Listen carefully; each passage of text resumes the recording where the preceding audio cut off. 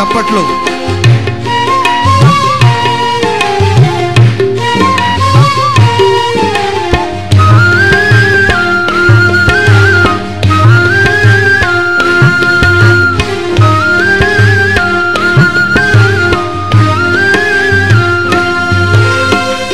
మారని నీ కృప నన్ను వీడనన్నది, మర్మాల బడిలోన సేద తీర్చుచున్నది. మారని నీ కృప నన్ను వీడనన్నది, మర్మాల బడిలోన సేద తీర్చుచున్నది.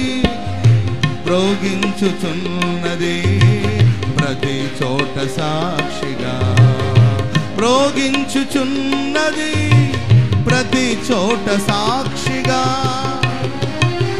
నా దీపమో యేసయ్యా నీవు వెలిగించినావు, సుడిగాలిలోనై జడివానలోనైనా ఆరిపోదులే నీవు వెలిగించిన దీపము, నీవు వెలిగించిన దీపము, నీవు వెలిగించిన దీపము. ఆగని ఓరులో ఆరిన నేలపై నా ముందు వెలసితివే, సైన్యములకు అధిపతివై. ఆగని ఓరులో ఆరిన నేలపై నా ముందు వెలసితివే, సైన్యములకు అధిపతివై. పరాక్రమశాలివై నడిచావు కాపరిగా, పరాక్రమశాలివై నడిచావు కాపరిగా, పరాక్రమశాలివై నడిచావు కాపరిగా, పరాక్రమశాలివై నడిచావు కాపరిగా. నా దీపమో యేసయ్యా నీవు వెలిగించినావు, సుడిగాలిలోనైనా జడివానలోనైనా ఆరిపోదులే నీవు వెలిగించిన దీపము, నీవు వెలిగించిన దీపము, నీవు వెలిగించిన దీపము, నీవు వెలిగించిన దీపము, నీవు వెలిగించిన దీపము, నీవు వెలిగించిన దీపము, నీవు వెలిగించిన దీపము, నీవు వెలిగించిన దీపము, నీవు వెలిగించిన దీపము, నీవు వెలిగించిన దీపము, నీవు వెలిగించిన దీపము, నీవు వెలిగించిన దీపము, నీవు వెలిగించిన దీపము, నీవు వెలిగించిన దీపము, నీవు వెలిగిన శబాల బరక తురాల రిబాల బరక తురాల శబాల ఛీ శబాల బరక తురాల.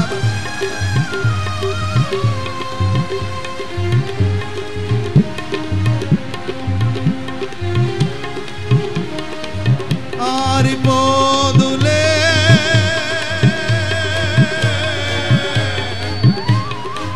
నీవు వెలిగించిన దీపము, నీవు వెలిగించిన దీపము,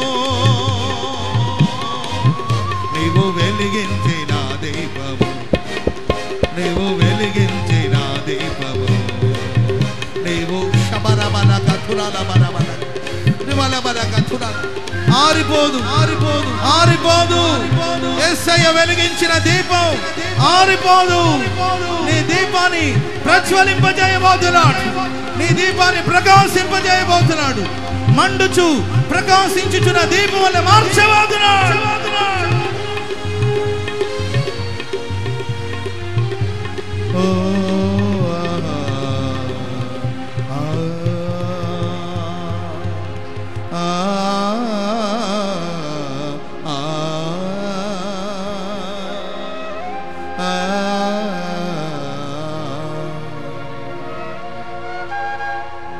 ఆరిపోతులే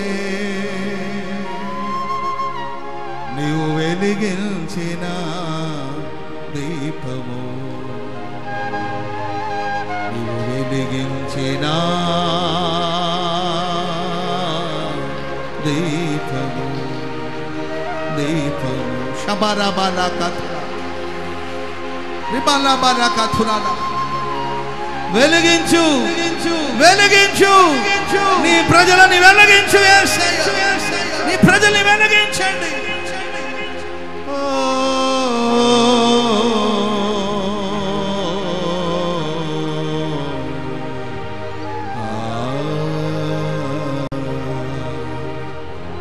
నీవు వెలిగించిన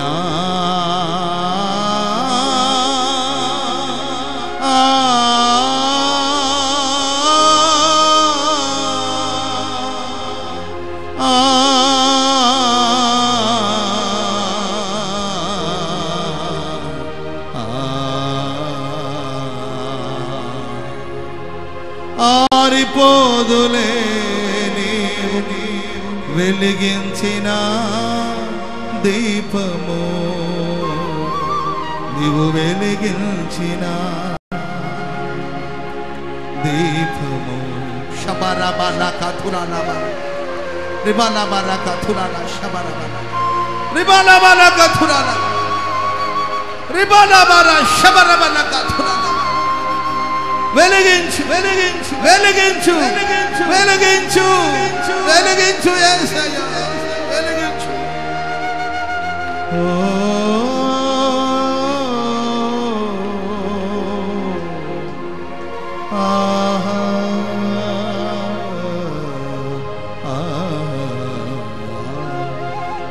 చప్పట్లు కొడుతూ అందరూ అందరూ స్వరమెత్తి శబరబల కథురాల బలబల రిబలబల కథురాల శబరబల బల.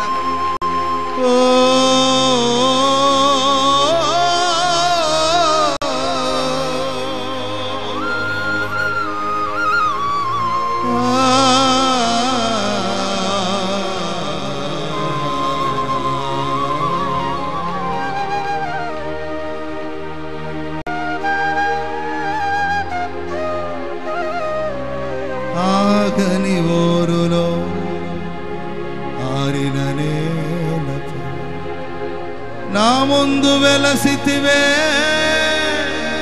సైన్యములకు అధిపతివై.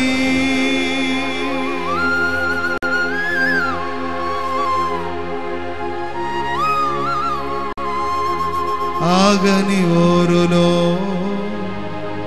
ఆరిన నేలపై నా ముందు వెలసితివే,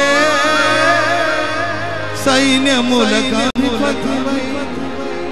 పరాక్రమశాలివై నడిచావు కాపరిగా, పరాక్రమశాలివై నడిచావు కాపరిగా.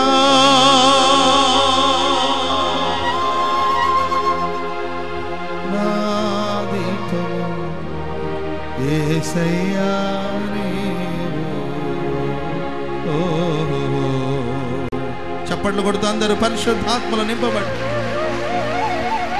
ఆత్మ ద్వారా మీ దీపం వెలిగించబడాలి. ఆత్మ దీపం వెలిగించబడాలి. శబరబల కథురాల బల.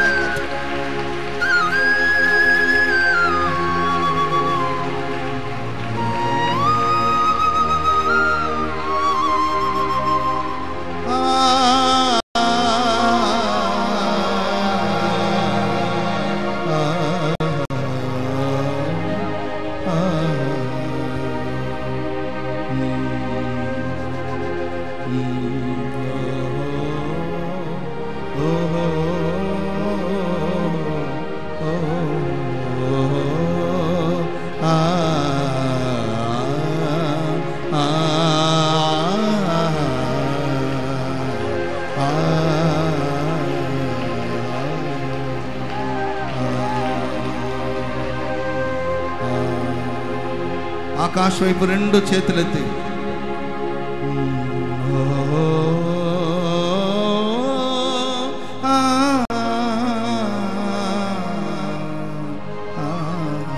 చేతులతో అందరూ ప్రభుని ఆరాధిద్దాం.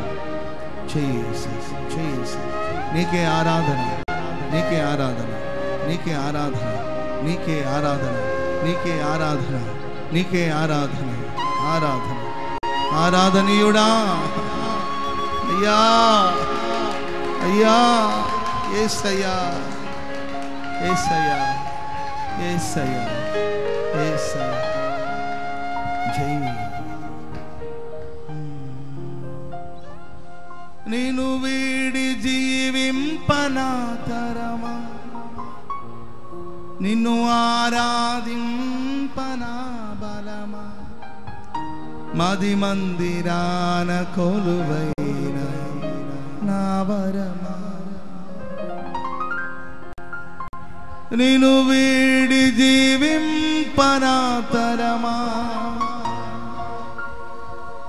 నిన్ను ఆరాధింపనా బలమా, మది మందిరాన కొలువైన నా వరమా.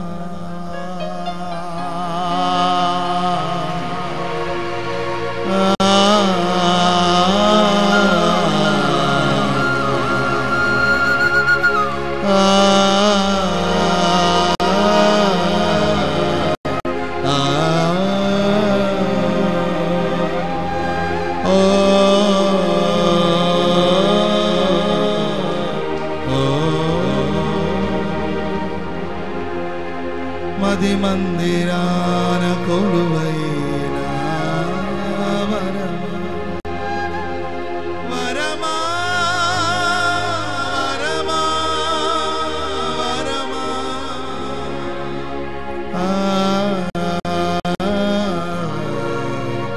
ఓ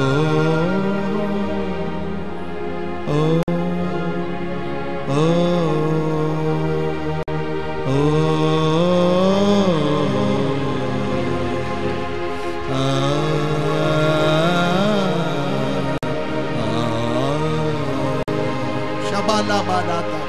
Ribala baraka thuran, shabara baraka thuran.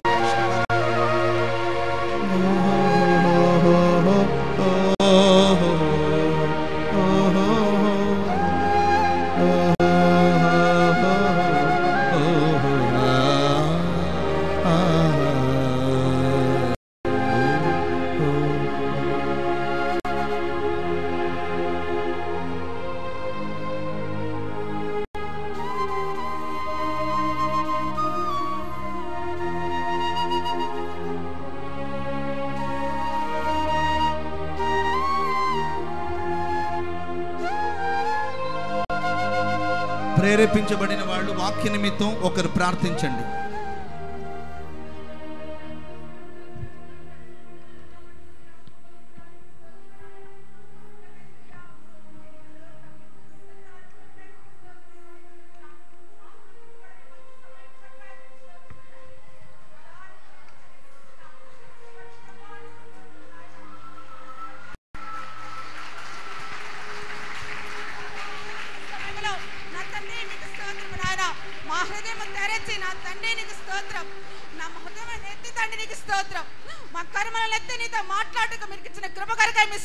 చెల్లించుకుంటున్నాం నా తండ్రి, నీకు స్తోత్రం.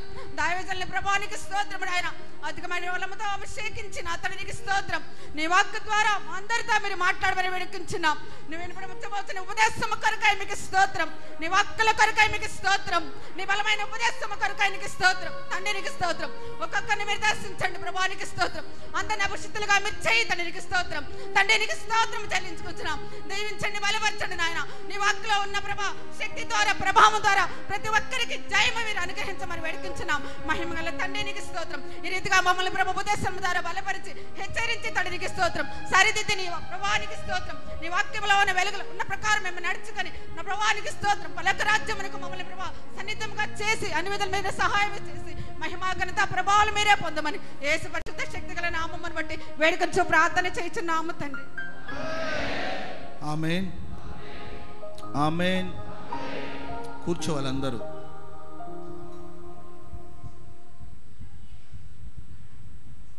కూర్చోవాలి. దయచేసి అందరూ కూర్చోవాలమ్మా ప్లీజ్.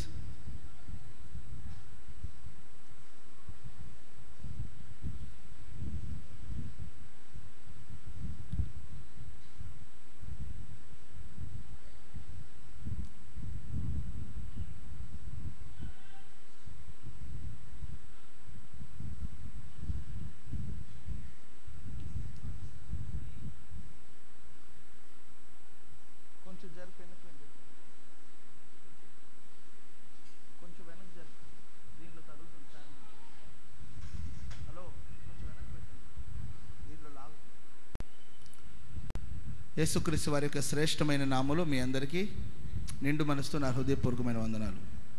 అందరికీ వందనాలు, స్తోత్రాలు. చేతులతో ఒకసారి బిగ్గరగా హల్లెలూయా అని చెప్దామా? చెప్పండి గట్టిగా, హల్లెలూయా, హల్లెలూయా. అక్కడ వాళ్ళు అక్కడ కూర్చోవాలి, ఇంకెవరు లేచి అటు ఇటు తిరగకూడదు. ప్రాముఖ్యమైన సమయంలోనికి వచ్చాము. దేవుని వాక్యాన్ని మనం వినబోతున్నాం. తర్వాత ప్రభు బలార్థన కార్యక్రమాలు పాలు పంపులు పొందబోతున్నాం. సిద్ధపడి మీరందరూ కార్యక్రమాలు పాలు పంపులు పొందాలి. ఈరోజు స్పెషల్ డే. ఈ నెల కూడా ఒక ప్రత్యేకమైన నెల.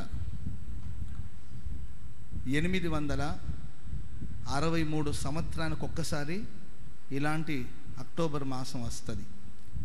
863 సంవత్సరాలకు ఒకసారి, 863 సంవత్సరానికి ఒక్కసారి ఇలాంటి అక్టోబర్ నెల వస్తుంది. ఈ నెల ప్రత్యేకత ఏంటంటే, ఈ నెలలో 5 ఆదివారాలు వస్తుంది, 5 శనివారం వస్తుంది, 5 సోమవారం వస్తుంది. ఇట్లా 8603 సంవత్సరాలకు ఒకసారి ఇలా వస్తుంది. మరి ఈ సమయాన్ని చాలామంది చూడకపోయి ఉండొచ్చు. మరి ఎప్పుడో 800 సంవత్సరాల క్రితం పుట్టిన వాళ్ళు చూసుంటారు. ఇప్పుడు మరలా చూస్తున్నాం మనం. హల్లెలూయా. సో ఈరోజు ఒక ప్రత్యేకమైన దినం. ఈ దినంలో మనం దేవుని సన్నిధిలో గడపడానికి, ఈ నెలను చూడడానికి దేవుడు మనకు అవకాశం ఇచ్చారు. అందుని బట్టి నేను ప్రభుని స్తుతిస్తున్నాను. వరదలు వచ్చి మన గుంటూరు జిల్లాలో చాలా చోట్ల చాలా నష్టాలు జరిగాయి. పంటలను కూడా నీట మునిగిపోయాయి. అకాల వర్షం వలన చాలా ప్రమాదాలు జరిగాయి. కనుక దేవుడు కృపతో జ్ఞాపకం చేసుకుని ఏ చోట్లయితే నష్టం జరిగిందో ఆ చోటంతా దేవుడు నష్టాన్ని భర్తీ చేసి వారికి సహాయం చేసి వారిని ఆదుకొని రైతులందరికీ సహాయం చేసేటట్లుగా, మరి ఎవరెవరైతే ఆస్తులు కోల్పోయారో వారందరికీ దేవుడు అద్భుతమైన సహాయం చేసేటట్లుగా 2 చేతులతో ఒకసారి స్తోత్రాలు చెప్దాం. చెప్పండి గట్టిగా, స్తోత్రం, స్తోత్రం, స్తోత్రం, స్తోత్రం, స్తోత్రం, స్తోత్రం, స్తోత్రం, స్తోత్రం, స్తోత్రం, స్తోత్రం, స్తోత్రం, స్తోత్రం. ఆమేన్. నిన్న 1వ తారీఖు నిన్నటి రోజు చాలా విస్తారమైన ప్రజలు వచ్చారు. నిన్న సాయంకాలం చాలా ఆశీర్వాదకరంగా మరి 1వ తారీఖు ప్రత్యేకమైన ప్రార్థన కూడిక జరిగాయి. విస్తారమైన ప్రజలు వచ్చి పాల్గొని దేవుని ఆశీర్వాదాన్ని పొందుతున్నారు. కనుక మీరు కూడా గమనించి ఆ అవకాశాన్ని సద్వినియోగం చేసుకోండి. ప్రతి నెల 1వ తారీఖు సరిగ్గా సాయంకాలం 6 గంటలకు ప్రారంభించబడి 8:30 లేకపోతే 10 నిమిషాలు అటో ఇటో ముగించేయడం జరుగుతుంది. కేవలం మీ సమస్యల కొరకు, సంఘంలో ప్రజల మధ్యలో ఉన్న సమస్యల కొరకు, కుటుంబాల్లో ఉన్న సమస్యల కొరకు మనమందరూ ఏకీభవించి ఏక మనసుతో ప్రార్థించి ఒక చక్కని సదావకాశం మీరు దాన్ని ఉపయోగించుకోవాలని, మాతో కలిసి ప్రార్థించాలని కూడా ప్రేమతో తెలియచేస్తున్నాను. ప్రతి 20వ తారీఖు సంపూర్ణ రాత్రి ఉపవాస ప్రార్థన కూడిక. రాష్ట్రపు నలుమూలల నుండి ప్రజలు వస్తూ ఉన్నారు. మన రాష్ట్రం కాకుండా అటు కర్ణాటక, తమిళనాడు నుండి కూడా చాలామంది పాలు పంపులు పొందుతున్నారు. వేల సంఖ్యలో ప్రజలు వచ్చి రాత్రంతా ఇక్కడ ప్రార్థన చేసి ఆధ్యాత్మికమైన మేలు పొందుతూ, శారీరక స్వస్థతను పొందుచు, ఆత్మ రక్షణను పొందుచు అనేక కార్యాన్ని కన్నులారా చూస్తూ ఉన్నారు. కనుక మీరు కూడా పాల్గొని దైవ ఆశీర్వాదం పొందండి. 20వ తారీఖు 9 గంటలకు ప్రారంభించబడి ఉదయకాలం తెల్లవారుతుండగా 4 గంటల వరకు ప్రార్థన జరుగుతుంది. మీరు కార్యక్రమాలని గుర్తించి పాల్గొని దేవుని ఆశీర్వాదం పొందండి. ఆమేన్. ఒక చిన్న వర్తమానాన్ని ఈ పూట నేను మీతో పంచుకుంటాను. శ్రద్ధ భయభక్తులతో మనం అందరూ దేవుని వాక్యాన్ని విందాం. మీరు గమనించారో లేదో, ఈ మధ్య తరచుగా నేను సామెతల గ్రంథం నుండి ఎక్కువ మాటలు మీకు చెప్తున్నాను. కంటిన్యూగా ఎందుకో ప్రార్థన చేస్తుంటే నాకు సామెతల గ్రంథాన్ని చదవాలని అనిపించింది. చదువుతున్నప్పుడు దేవుడు నాకు ఇచ్చిన కొన్ని చక్కని మాటల్ని మీకు అందిస్తున్నాను. తరచుగా ఎక్కువ సామెతల గ్రంథంలో నుండి మీకు వర్తమానాలు నేను మోసుకొని వస్తున్నాను. ఈ పూట కూడా ఒక సామెతల గ్రంథం. ఆమేన్, హల్లెలూయా. సామెతల గ్రంథం 4వ అధ్యాయము 11వ వాక్యాన్ని మనం చదువుకుందాం. సామెతల గ్రంథం 4వ అధ్యాయం 11వ వాక్యం. జ్ఞాన మార్గమును నేను నీకు బోధించి ఉన్నాను, యథార్థ మార్గములో నేను నిన్ను నడిపించి ఉన్నాను. నీవు నడుచున్నప్పుడు నీ అడుగులు ఇరుకున పడదు, నీవు పరుగెత్తేటప్పుడు నీ పాదములు త్రొట్టిల్లదు. చాలు. చదవబడిన ఈ వాక్య భాగంలో సొలొమోను నోట దేవుడిచ్చిన శ్రేష్టమైన మాటలు మనం గమనిస్తున్నాం. దీంట్లో మనకు ఒక చక్కని వాగ్దానం కూడా ఉంది. ఏంటి ఆ మాటలు అంటే, జ్ఞాన మార్గమున నేను నిన్ను నడిపిస్తాను. లోకంలో చాలా మార్గాలు ఉన్నాయి, కానీ మనం ఆరాధిస్తున్న దేవుడు జ్ఞాన మార్గములో, జ్ఞానముతో కూడిన మార్గంలో ఆయన మనల్ని నడిపిస్తాడు. యథార్థమైన మార్గంలో మనల్ని నడిపిస్తాడు. జ్ఞాన మార్గాన్ని మనకు బోధిస్తాడు. అప్పుడు నువ్వు నడిచి వెళుతున్నప్పుడు త్రొట్టిల్లవు, నువ్వు పరిగెత్తుకుంటూ వెళుతున్నప్పుడు కూడా నీ పాదములు త్రొట్టిల్లే అవకాశం ఉండదు. అంటే ఈ నెలలో నీవు నడిచి వెళ్ళినా, పరిగెత్తుకుంటూ వెళ్ళినా, రన్నింగ్ చేసుకుంటూ వెళ్ళినా, జాగింగ్ చేసుకుంటూ వెళ్ళినా, వాకింగ్ చేసుకుంటూ వెళ్ళినా, ఫాస్ట్గా వెళ్ళినా, స్లోగా వెళ్ళినా, ఎలా వెళ్ళినా నీ పాదములు త్రొట్టిల్లకుండా నా దేవుడు మిమ్మల్ని కాపాడుదురుగాక. దేవుడు మిమ్మల్ని సురక్షితంగా నడిపించుదురుగాక. త్రొట్టిల్లకుండా నా దేవుడు మిమ్మల్ని కాపాడుదురుగాక. ఎప్పుడు మనం త్రొట్టిల్లకుండా కాపాడబడతామంటే దేవుడు మనకు జ్ఞాన మార్గమును బోధిస్తూ ఉన్నాడు. ప్రియులరా, ఇంకొక తర్జుమాలో చదివితే జ్ఞాన మార్గమును నేను నీకు నేర్పిస్తూ ఉన్నాను అని వ్రాయబడింది. నేర్పుతాడు దేవుడు మనకు జ్ఞాన మార్గాన్ని. జ్ఞానాన్ని దేవుడు మనకు నేర్పుతాడు. ఆ జ్ఞానంతో కూడిన మార్గంలో మనల్ని నడిపిస్తాడు అని వాక్యం సెలవిస్తూ ఉంది. సర్వశక్తి కలిగిన దేవుడు సొలొమోనుకు ప్రత్యక్షమై, బాబు నీకు వరం ఇవ్వాలని వచ్చాను, నీ ప్రార్థన అంగీకరించి నీ కోసం దిగి వచ్చాను, అడుగు, నీకేం కావాలి? వరం అడుగుమంటే సొలొమోను నాకు బలం ఇమ్మని అడగకుండా నాకు జ్ఞానం దయచేయమని కోరుకున్నాడు. హల్లెలూయా. దీన్ని బట్టి మనం గ్రహించవలసిన విషయం ఏంటంటే, బలము గొప్పదా, జ్ఞానం గొప్పదా? చెప్పండి. బలము గొప్పదా, జ్ఞానం గొప్పదా? మీకు బలం కావాలా, జ్ఞానం కావాలా? జ్ఞానమే కావాలండి. జ్ఞానంగా వెళుతున్నప్పుడు దానికి కావలసిన బలం కూడా చేకూర్చబడుతుంది. దేవునికి స్తోత్ర. కొంతమందికి బలం ఉంటుంది కానీ జ్ఞానం ఉండదు. ఒక చిన్న ఎగ్జాంపుల్ మీకు చెప్తాను. బస్సులో ఒక ఆయన డ్రైవ్ చేస్తూ ఉన్నాడు. ఒక ఆయన బలంగా ఉన్నాడండి, కండలు తిరిగిపోయిందండి, తలక ఇంత లావును ఉంటుంది, కాళ్ళు చేతులన్నీ కూడా చాలా దట్టంగా, మందంగా, చాలా బలంగా, పుష్టిగా ఉన్నాడండి. కోంప్లాన్ బాయిలాగున్నాడు. మొత్తం మీద వాడు బస్సు ఎక్కి కూర్చున్నాడు. చాలా స్ట్రాంగ్గా ఉన్నాడు. బస్సు డ్రైవ్ చేస్తున్నాడు డ్రైవర్. కొంత దూరం వెళ్ళిన తర్వాత ఎక్కడో కాఫీ స్టాల్ దగ్గర ఆపారండి. ఆ బస్ డ్రైవర్ కాఫీ తాగడానికి కొరకు ఆగాడు.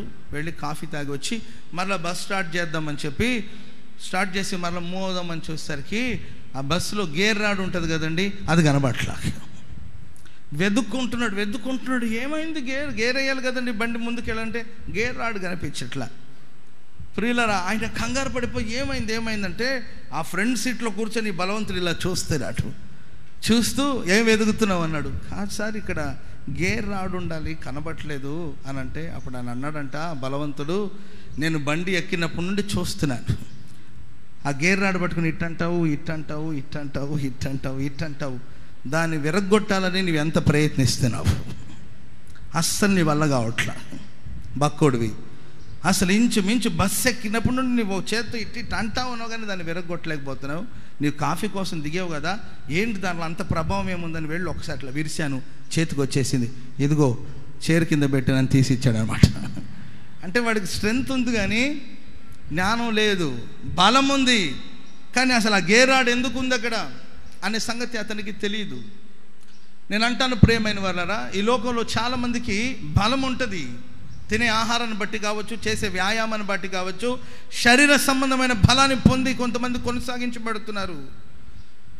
కానీ జ్ఞానం లేకుండా జ్ఞానహీనులుగా కొంతమంది ప్రవర్తిస్తున్నారు. వాక్యం సెలవిస్తుంది, ఇప్పటి వరకు అజ్ఞానిగా, జ్ఞానం లేకుండా, విజ్ఞానం తెలియక అజ్ఞానంలో కొనసాగించబడ్డవేమో, నేను ఇది మొదలుకొని నీకు జ్ఞానాన్ని నేర్పుతాను, జ్ఞాన మార్గాన్ని బోధిస్తాను, జ్ఞాన మార్గంలో నడిపించబోతావు. నన్ను చప్పట్లు కొడదాం గట్టిగా. హల్లెలూయా, చెప్పండి గట్టిగా హల్లెలూయా. పరిశుద్ధ గ్రంథంలో ఒక సందర్భాన్ని మీకు జ్ఞాపకం చేస్తాను. ప్రియులారా, దావీదు సింహాన్ని చంపినట్లు బైబిల్లో రాయబడింది. సౌలు దగ్గర సాక్ష్యం చెప్తాడు. నేను అరణ్యంలో ఉన్నప్పుడు ఒక సింహం వచ్చి నా గొర్రెని తీసుకొని వెళ్ళిపోతూ ఉంది. అప్పుడు నేను వెళ్ళి సింహం మీద పడి సింహం యొక్క గడ్డం పట్టుకొని, దాన్ని జూలు పట్టుకొని, గడ్డం పట్టుకొని దాన్ని కొట్టి చంపాను అని సాక్ష్యం చెప్తున్నాడు. సరే ఆలోచించండి ప్రియులరా, దావీదు చాలా చిన్నవాడు, యుద్ధం చేయడం చేతగానివాడు, వయస్సు చిన్నది, యుద్ధాన్ని గురించిన జ్ఞానం లేదు, శరీరంలో పెద్దగా బలం కూడా లేదండి. అలాంటి ఒక పసిబాలుడు, ఒక చిన్న పిల్లవాడు సింహాన్ని ఎలా చంపగలుగుతాడు? సింహం అంటేనే చాలా బలంగా ఉంటుంది, సింహం అంటే చాలా బలిష్టంగా ఉంటుందండి. ఆ సింహాన్ని చూస్తేనే భయం వేస్తుంది. మరి అంతటి భయంకరమైన సింహం మీదకి వెళ్ళి సింహాన్ని చేత్తో కొట్టి చంపి దాన్ని నోరుని చీల్చాడు. ఎలా సాధ్యం అంటారు ప్రియమైన వారరా? వాస్తవంగా దావీదు కూడా సింహాన్ని చంపడం అనేది చేత కాదు, రాదు. ఒక గొర్రెల కాపరి, ఆయన గొర్రెలు కాంచుకుంటున్న సమయంలో సడన్గా సింహం రావడం, దావీదు గొర్రె పిల్లని ఎత్తుకుని వెళ్ళిపోతూ ఉంది సింహం.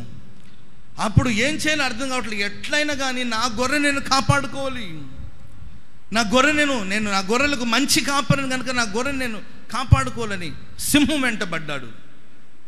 బహుశా అక్కడ ఉన్నవాళ్ళు చెప్పుంటారు, పిచ్చా నీకేమన్నా, గొర్రె పోతే పోయింది, అది గొర్రెని వదిలి నిన్ను పట్టుకుంటే అని అంటున్నారు. ఏమీ ఆలోచించలేదండి. ఒక మంచి కాపరి ప్రాణాన్ని తెగించి తన గొర్రెను కాచుకోవడానికి కొరకు పరిగెత్తుతూ ఉన్నాడు.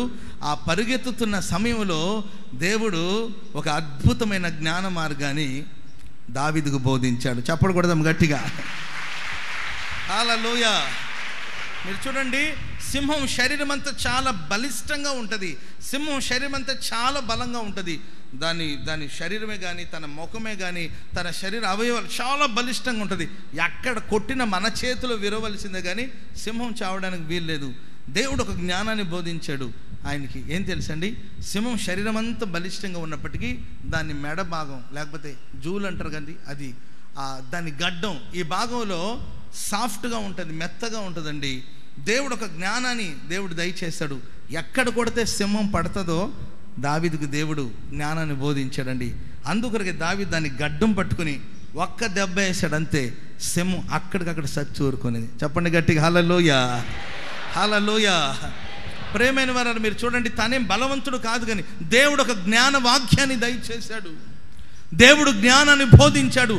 శత్రువుని ఎలా పడగొట్టాలి, శత్రు మీద ఎలా జయం పొందాలి, శత్రు యొక్క బలహీనత ఏంటో దేవుడు జ్ఞానాన్ని బోధించాడు దావీదుకి. ఆ జ్ఞానాన్ని పొందుకొని గొప్ప జయం సాధించాడు. అంతేకాదండి, గొలియాతు మీదకి వెళ్ళేటప్పుడు కూడా దావీదు సామాన్యంగా వెళ్ళాడు. కవచం ధరించుకోలేదు, ఆయుధాలు ఏమి కూడా మోసుకోలేదండి, ఖడ్గాన్ని కూడా చేత పట్టుకోలేదు. విశ్వాసంతో వెళుతున్న మార్గాలలో దేవుడు దావీదుకి ఆ జ్ఞానాన్ని అందించాడు, జ్ఞానాన్ని బోధించాడు, జ్ఞానాన్ని తెలియచేశాడు. ఏమనంటే వాళ్ళంతా కప్పాడు కానీ నొసట మాత్రం ఖాళీగా ఉంది. నేను ఎప్పుడు చెప్తా ఉంటాను, శత్రు యొక్క బలహీనతను చూసి మనం కొట్టాలి. హల్లెలూయా. మన శత్రు ఎవరండి? ఎవరు చెప్పాలి? సాతానుడు గర్జించు సింహం వల్ల ఎవరు మృంగుదనని తిరుగుతూ ఉన్నాడు. ప్రియులారా, ఆయన మన శత్రు. అతని బలహీనతను చూసి మనం కొట్టాలి. వాళ్ళంతా కప్పాడు కానీ గొల్యాతు నొసట మాత్రం ఖాళీగా ఉందండి. వెంటనే దేవుడు చెప్పాడు, ఆయుధాలు ఏమి కూడా నీ చేతిలోనే ఉంది కదా వడిసెల, దాన్ని పెట్టి ఒక రాయి పెట్టి గిరగిరెత్తిప్పి వదలమన్నాడు. ఆ రాయి వెళ్ళి నొసట పడింది, గొల్యాతు నేలన పడ్డాడు. దేవునికి స్తోత్రం. కనుక ప్రియమైన వాళ్ళరా, మనం ఆరాధిస్తున్న యేసుక్రీస్తు మనకు ఆయన జ్ఞాన మార్గాన్ని నేర్పిస్తాడు. అందుకొరకు వాక్యం ఇలా సెలవిస్తుంది, మీలో ఎవరికైనా జ్ఞానం కొదువుగా అయినడలా అతడు నన్ను అడగవలెను, నేను ధారాళముగా మీకు జ్ఞానాన్ని దయచేస్తాను, జ్ఞానంతో కూడిన మార్గంలో నేను నిన్ను నడిపేస్తాను. ప్రపంచంలోనే అత్యధికమైన టెక్నాలజీ కలిగిన దేశం ఏదైనా ఉందంటే అది ఇస్రాయేల్ దేశమే. చెప్పండి గట్టిగా హల్లెలూయా. ప్రపంచంలోనే అత్యధికమైన టెక్నాలజీ కలిగిన దేశం ఇస్రాయేల్ దేశం. చాలా చిన్న దేశం అండి, కానీ అత్యధికమైన తెలివి, అత్యధికమైన జ్ఞానం. ఇస్రాయేల్ దేశం చుట్టూ ఉన్న వాళ్ళందరూ కూడా శత్రు దేశాలు. అటు ఐగుప్తు కానీ, ఇటు పాలస్తీనా కానీ, అటు జోర్డాన్ కానీ, చుట్టూ ఉన్న దేశాలన్నీ కూడా అరబ్ కంట్రీస్ అవన్నీ కూడా ఇస్రాయేల్ దేశానికి భిన్నంగా ఉంటాయి. చుట్టూ శత్రు రాజ్యాలు ఎన్నో ఉన్నాయండి. ఆ శత్రుల మధ్యలో కూడా ఒక చిన్న దేశం సురక్షితంగా నెమ్మదిగా బ్రతకడానికి కారణం ఏంటంటే అత్యధికమైన జ్ఞానాన్ని ప్రభు ఇచ్చాడు. ఆ జ్ఞానం చేత వాళ్ళు కాపాడబడుతూ ఉన్నారు. ఎప్పుడు ఏ దిక్కు నుండి శత్రువులు వచ్చి వాళ్ళు మీద పడతారో తెలియదండి. అలాంటి ప్రమాదకరమైన పరిస్థితులు ఉండి కూడా వాళ్ళు నెమ్మదిగా సురక్షితంగా ఉంటున్నారంటే దానికి కారణం దేవుడు వాళ్ళకి ఇచ్చిన అపరిమితమైన జ్ఞానం. దేవుడు వాళ్ళని నడిపిస్తున్న అద్భుతమైన మార్గాలు వాళ్ళు జ్ఞానంగా కొనసాగించబడుతున్నారు. శత్రు ఆకాశం నుండి అస్త్రాలు ప్రయోగిస్తే ప్రియులరా, ఇక్కడ కూర్చొని అది కింద కూడా రాకుండా ఇక్కడ నుండి దాన్ని పేల్చిబడేస్తున్నారు. హల్లెలూయా. శత్రు ఏ దిక్కు నుండి వద్దామని ప్రయత్నించినా స్పష్టంగా వీళ్ళకి దేవుడు తెలియచేస్తూ ఉన్నాడు. అంతటి జ్ఞాన మార్గాలు ప్రభు వారిని నడిపిస్తూ ఉన్నాడు, నేర్పిస్తున్నాడు. ఈ ప్రశస్తమైన నెల అక్టోబర్ మాసంలో నా దేవుడు మీ అందరికీ అలాంటి ఒక పరిపూర్ణమైన జ్ఞానాన్ని నేర్పించి, జ్ఞానాన్ని దయచేసి జ్ఞాన మార్గంలో దేవుడు మిమ్మల్ని నడిపించుదురుగాక. చెప్పండి గట్టిగా హల్లెలూయా. చెప్పాలి గట్టిగా హల్లెలూయా. ప్రియులారా, ఈరోజు ఒక ప్రత్యేకమైన సందేశాన్ని మీకు నేను అందించబోతున్నాను. పరిశుద్ధ గ్రంథంలో దేవుడు కొన్ని చిన్న జీవులకి, చిన్న ప్రాణులకి అద్భుతమైన జ్ఞానాన్ని దయచేస్తూ వచ్చాడు. వాటి గురించి మీకు చెప్పాలని నేను ప్రార్థన చేసుకొని వచ్చాను. చిన్న చిన్న జీవులు, చూడడానికి ఆకారంలో చిన్నది, ఒంట్లో బలం లేదండి, నిస్సహాయపు అనుభవంలో కొనసాగుతున్న చిన్న చిన్న జీవులు, వాటికి దేవుడిచ్చిన జ్ఞానాన్ని అవి సద్వినియోగం చేసుకొని జ్ఞాన మార్గంలో నడిపించబడుతూ పరిశుద్ధ గ్రంథంలో ఆ చిన్న జీవులు చోటును స్వతంత్రించుకున్నాయి. ప్రియులారా, మనం ఆరాధిస్తున్న దేవుడు పలు సందర్భాలు మనకు బోధించిన కొరకు జంతువులను వాడుకుంటాడు, ఆకాశ పక్షుల్ని వాడుకుంటాడు, సముద్రంలో జలచరాలను వాడుకుంటాడు. తద్వారా మనకు ఒక బోధ. ఆకాశ పక్షులను చూడండి, అవి విత్తవు కోయవు, కొట్లలో కూర్చుకొనవు అని ఆకాశ పక్షుల ద్వారా ఒక సందేశం. అడవి మృగాల ద్వారా దేవుడు మనకు ఒక సందేశాన్ని దయచేస్తాడు. మేఘాల ద్వారా దేవుడు మనకు ఒక సందేశాన్ని దయచేస్తాడు. సృష్టిలో ఉన్న సృష్టినంతా ఉపయోగించుకొని తద్వారా మనకు ఒక సందేశాన్ని అందిస్తూ వస్తాడు మనం ఆరాధిస్తున్న యేసుక్రీస్తు. ప్రియులారా, మరి ఈ ప్రశస్తమైన వేళ ఈ నెలలో మనకు కొన్ని చిన్ని జీవులు, ప్రాణులు ఉండండి. వాటి గురించి నేను ఈరోజు మీకు చెప్పబోతున్నాను. వాటిలో గుప్తమైన జ్ఞానం, అవి దేవుడిచ్చిన జ్ఞానంతో ఎలా మసులుకుంటున్నాయి, మరి వాటి ద్వారా మనం నేర్చుకోవాల్సిన విషయాలు ఏంటి అనే దాన్ని 4 విషయాలు నేను మీకు చెప్పబోతున్నాను. అది కూడా సామెతల గ్రంథంలోనే ఉంటుంది. 30వ అధ్యాయం, సామెతల గ్రంథం 30వ అధ్యాయము 24, 25, 26 వచనం చదువుదాం. అమ్మ బాగా గట్టిగా చదవాలి. భూమి మీద చిన్నవి 4 కలవు, ఆయనను అవి మిక్కిలి జ్ఞానం గలవి. చీమలు బలము లేని జీవులైనను అవి వేసవిలో తమ ఆహారమును సిద్ధపరచుకుంటుంది. చిన్న కుందేళ్ళు బలము లేని జీవులు, అయినను అవి పేటు సందులలో, మీరు చూడండి చదువుతున్నప్పుడు మీరు గమనించాలి, అయినను అయినను అయినను ఆయనను అనే మాట వినబడుతుంది. మీరు చదువుకోండి, మీ బైబిల్లో చదివేవాళ్ళు కూడా కాస్త బిగ్గరగా చదివి వినిపించండి. మిడతలకు రాజు లేడు, చూసారండి. ఆయనను అవన్నీ కూడా పంక్తులు తీరి సాగిపోతుంది. బల్లిని నీ చేతుని పట్టుకోగలుగుతావు. ఆయనను అవి రాజుల గృహంలో నివాసం చేస్తుంది. నా వైపు చూడండి. ఈ 4 విషయాలు నేను టూకీగా చెప్పి మనమందరూ ఏకీభవించి ప్రార్థన చేసుకోబోతున్నాం.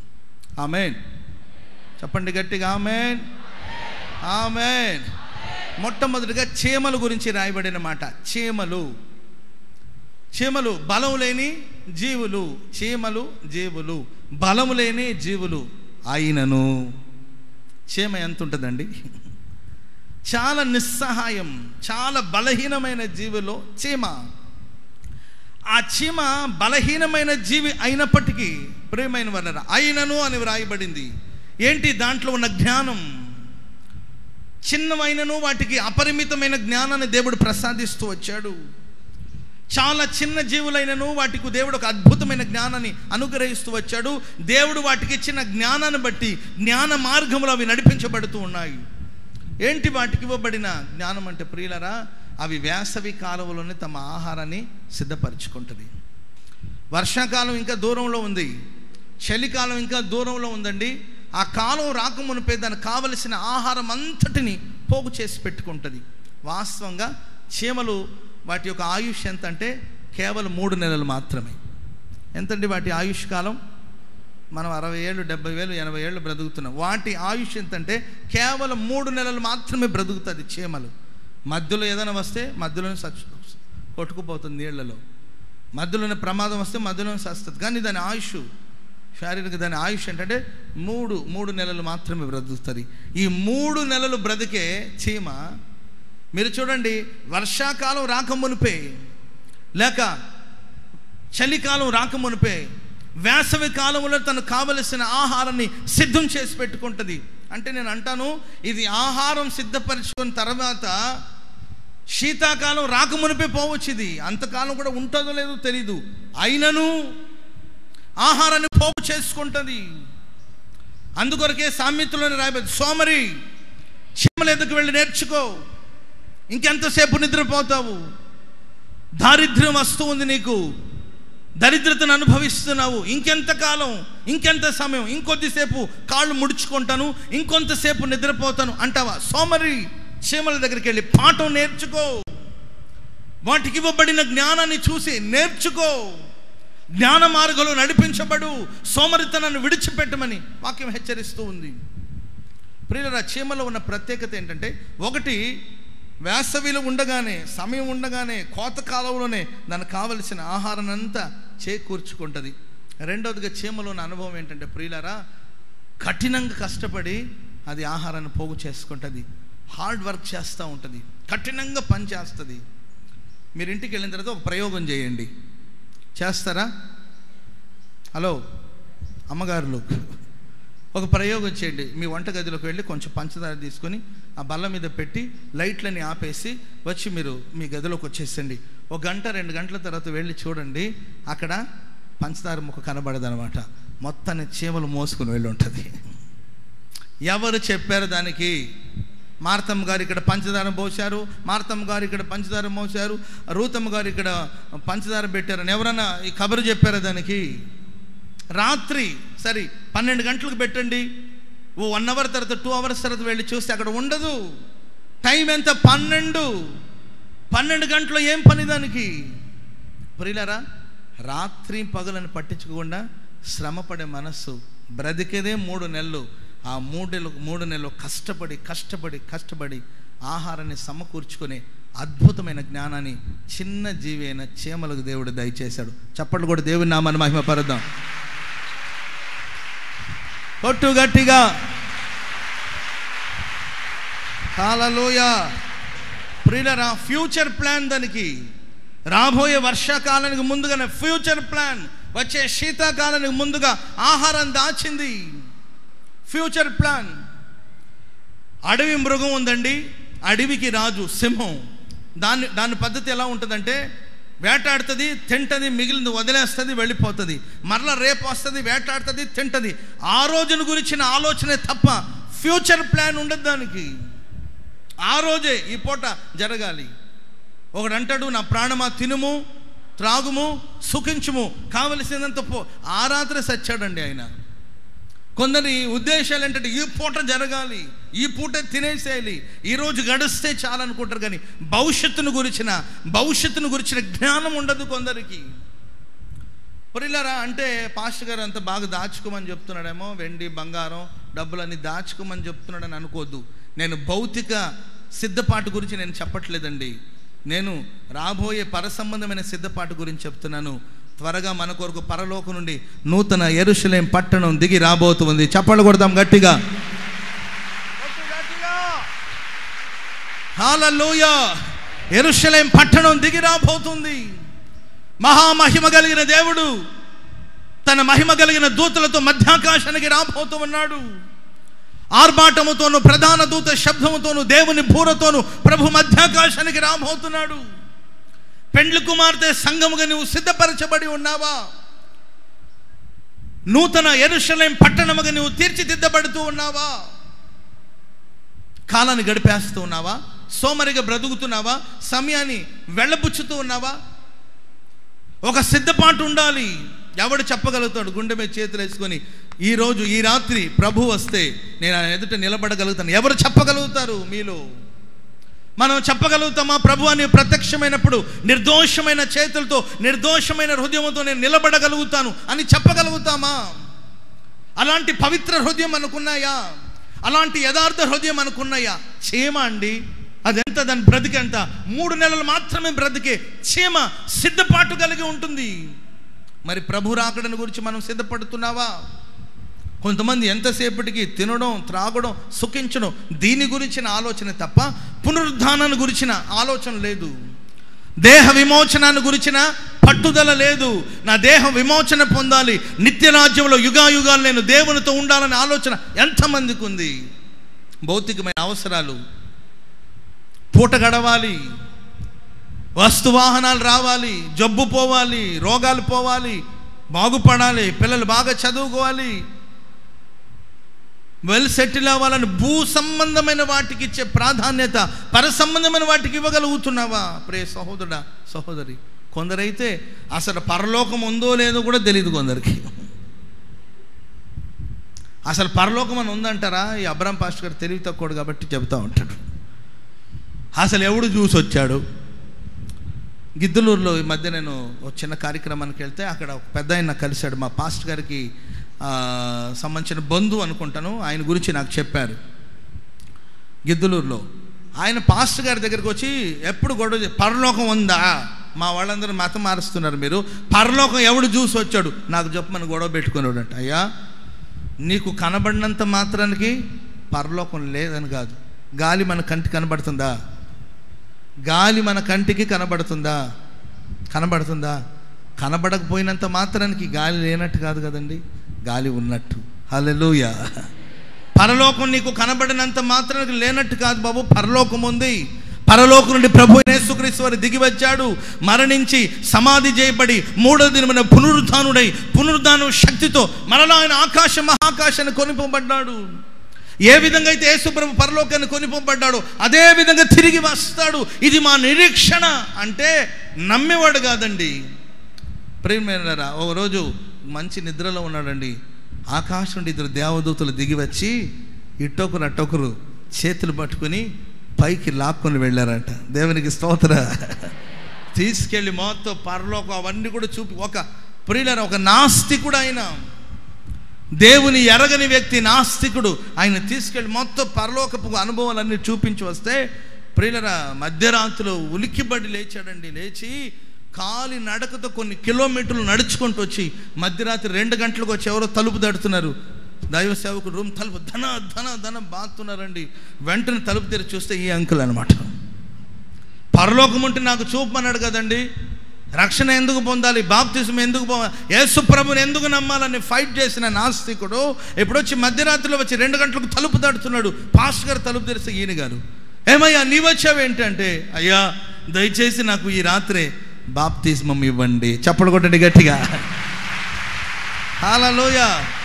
ఒరే నాస్తికుడు కాదా నువ్వు, దేవుడి గురించిన ప్రేమ తెలియదు, సువార్త తెలియదు, యేసు ప్రభు దేవుడు కాదని కఠినంగా మాట్లాడే వ్యక్తి, వాదం పెట్టుకున్నవాడు, నీ వచ్చేం ఏంటంటే, ఈ రాత్రి నా ఆత్మను దేవదూతలు పరలోకం తీసుకెళ్లారు.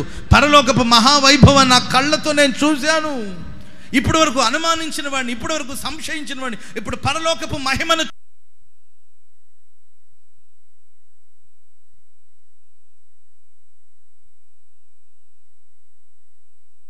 ఇప్పుడంటే ఎట్ట కుదరదు, నాకు అవన్నీ తెలీదు, మీరు నాకు బాప్తిజం ఇవ్వాల్సిందని పట్టుబట్టి తెల్లారదాకా ముప్పు తిప్పలు పెట్టి ప్రియులారా బాప్తిజం పొంది నూతన సృష్టిగా మార్చబడ్డాడు. చెప్పండి గట్టిగా హల్లెలూయా, హల్లెలూయా.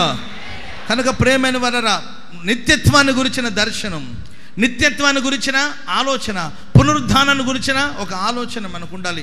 దాని కొరకు మనం ప్రిపేర్ అవ్వాలి, దాని కొరకు మనం సిద్ధపాటు కలిగి ఉండాలి. వేసవి ఉండగానే కోతకాల సమయంలోనే తనకు కావలసిన వాటిని అన్నిటిని సిద్ధపరచుకుంటుంది చీమ.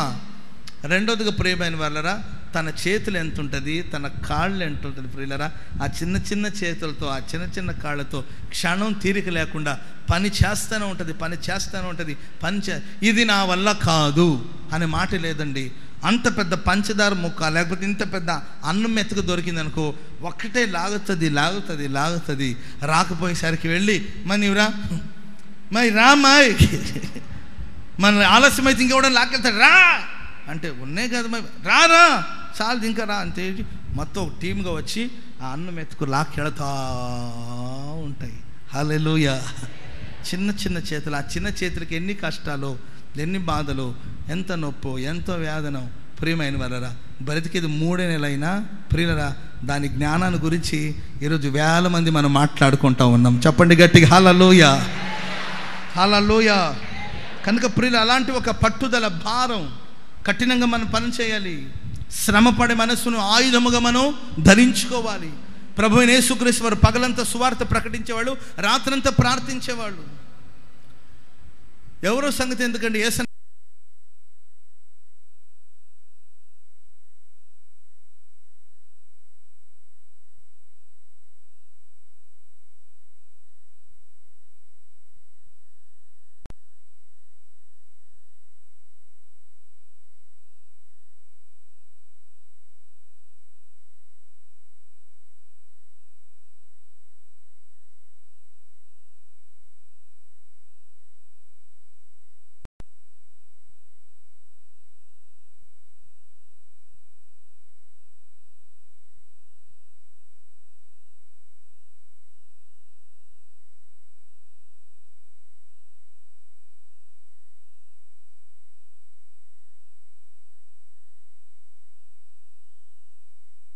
మోకాళ్ళు గుంటపడి ప్రార్థించిన ఆ ప్లేసు, ఆయన మోకాళ్ళు ఉంచే స్థలం అలా గుంట పడిపోయింది.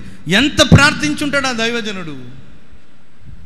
మన రాష్ట్రంలో పుట్టలేదండి, ఎక్కడో పుట్టి పెరిగి క్రీస్తు ప్రేమను గ్రహించుకొని ఆంధ్ర రాష్ట్రంలో ఉన్న ప్రజల కొరకు సువార్త ప్రకటించి రేయింబగులు ప్రార్థించి ఆయన ప్రార్థించిన చోట అలా గుంట పడిపోయింది.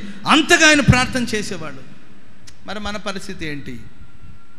మనం ఎంతకాలం బతుకుతాంలే అనుకుంటా. 3 నెలలు బ్రతికే చీమకి అంత పట్టుదల ఉంటే దేవుడు మనకు ఆయుష్కాలం ఇచ్చాడు. మనం ఇంకెంత పట్టుదలతో పోరాడాలి, ఇంకెంత పట్టుదలతో ప్రార్థించాలి, ఆత్మల భారం కలిగి మనం ఎలా జీవించాలో ఒకసారి ఆలోచించాలి.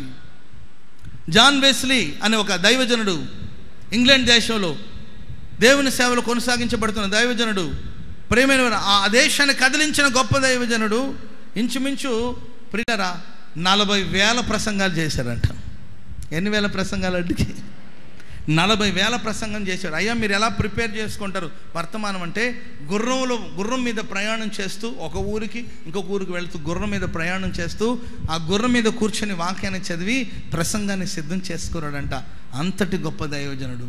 అలాంటి వాళ్ళని బట్టి ఆ రాష్ట్రాలే, ఆ దేశాలే కదిలించబడి చరిత్రలో చిరస్థాయిగా వాళ్ళు నిలబడిపోవడానికి కారణం ఏంటంటే శ్రమపడే మనస్సుని ఆయుధంగా ధరించుకుని. మన పిల్లల పరిస్థితి ఎలా ఉంది? అమ్మా రాయే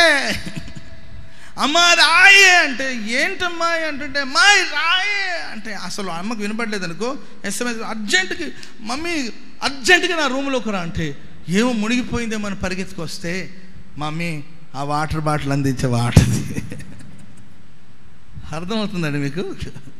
అలా ఎక్కడో వంటగదిలో ఉంది, మమ్మీ అర్జెంటుగా వస్తే ప్లీజ్ మమ్మీ ఆ వాటర్ బాటిల్ అందించే వాటది. ఎంత సోమరితనం అండి మన పిల్లలకి, ఎంత సోమరితనం, ఎంత సోమరులు అయిపోతున్నారంటే ప్రియులారా. ఒకప్పుడు కష్టపడి ఇల్లు దుడుచుకున్నాడు, ఒకప్పుడు కష్టపడి ఏంటంటే అంట్లు దొమ్ముకున్నాడు, ఒకప్పుడు కష్టపడి బట్టలు దుక్కునేవాడు, ఒకప్పుడు కష్టపడి అన్ని పని చేసుకున్నాడు. సో అప్పుడు అందరూ హెల్తీగా ఉండేవాళ్ళు. ఇప్పుడు అన్ని స్విచ్లతోనే జరుగుతుంది అనమాట. స్విచ్ చేస్తే అవే బట్టలు ఉదుకి అదే డ్రై అయిపోయి ఐరన్ ఒకటి తక్కువ, ఇంకొన్నాళ్ళకి అదే ఐరన్ అయిపోతుంది.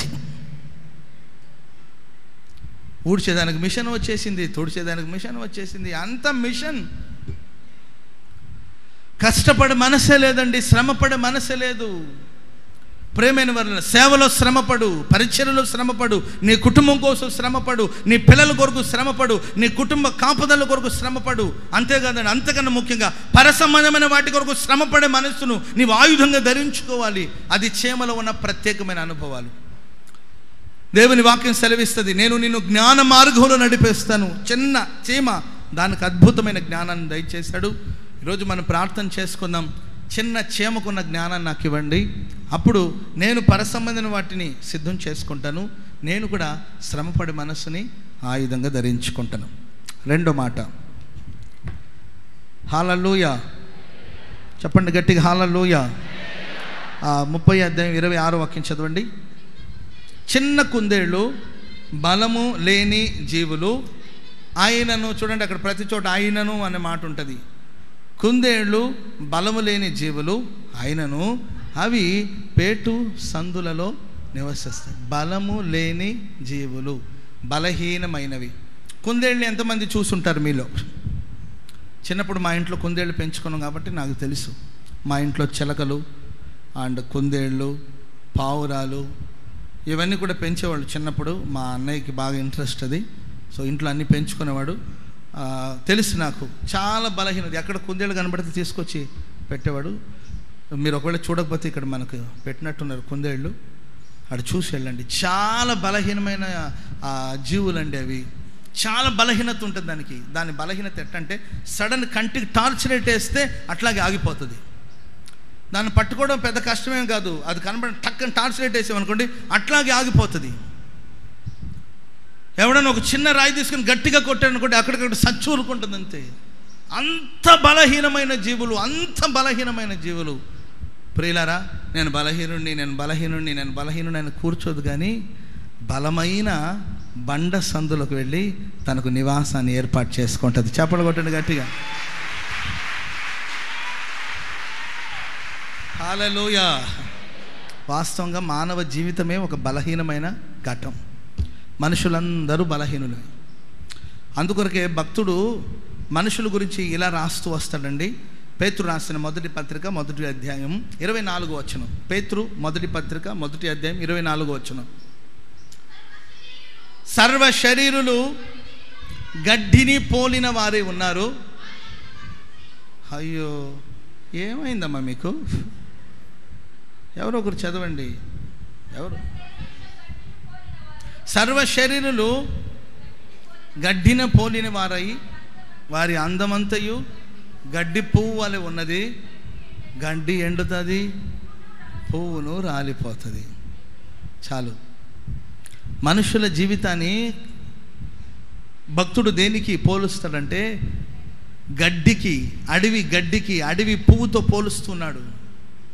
గడ్డి ఎండిపోతుంది, పువ్వు రాలిపోతుంది. ప్రియులారా, ఒక 40-50 ఏళ్ళు వచ్చిన వాళ్ళు, లేకపోతే 60 ఏళ్ళు వచ్చిన వాళ్ళు ఇంటికి వెళ్ళిన తర్వాత ఒక చిన్న ప్రయోగం చేయండి. చేస్తారా? చూస్తారా?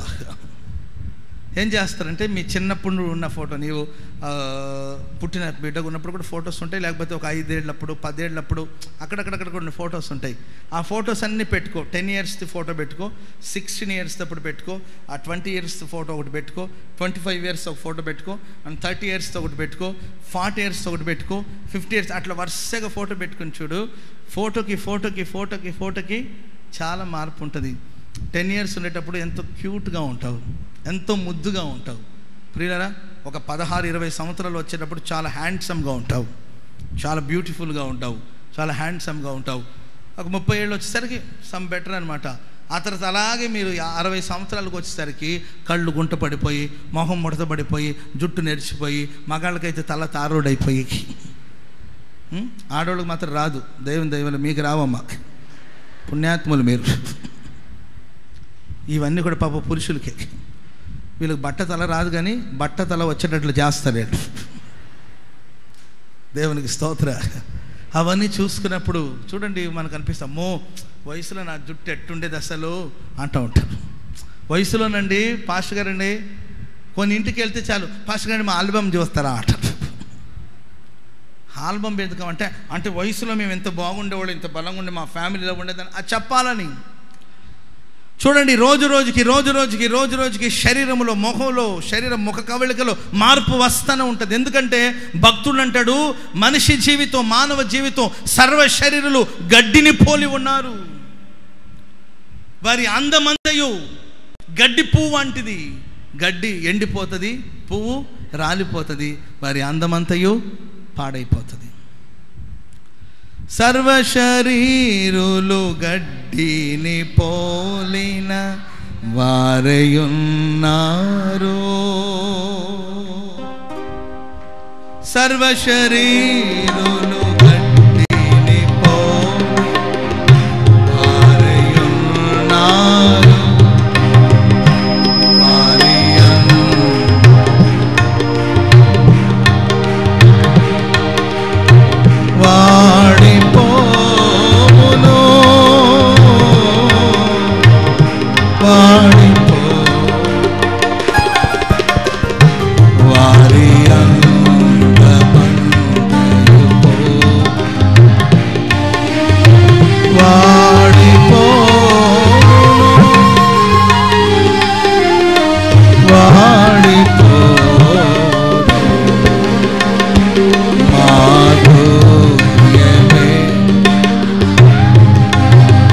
అందరూ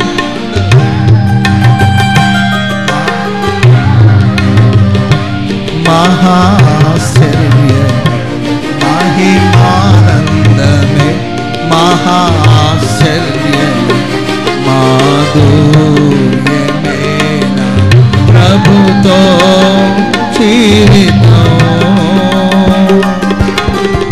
నెమ్మది లేకుండా విస్తారమైన ధనముండుట కంటే, నెమ్మది లేకుండా విస్తారమైన ధనముండుట కంటే దేవుని అందలి ఉండుటే మేలు, ఉండుటే మేలు. మాధుర్యమే జీవితం, మహిమానందమే,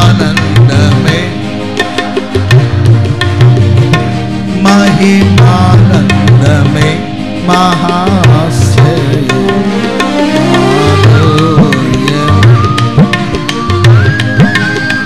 జీవితం.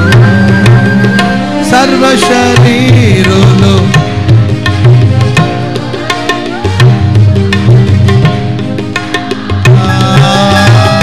సర్వ శరీరులు పురుషులు కూడా పాడాలి. వారు పోవలె వాడిపోను, వాడిపోను వారి అందమంతయు పోవ వాడిపోను,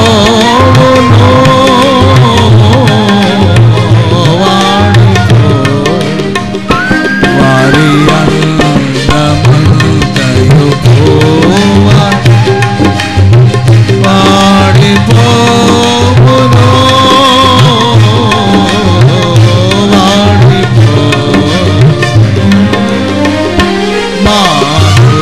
మాధుర్యమేన ప్రభుతో జీవితం.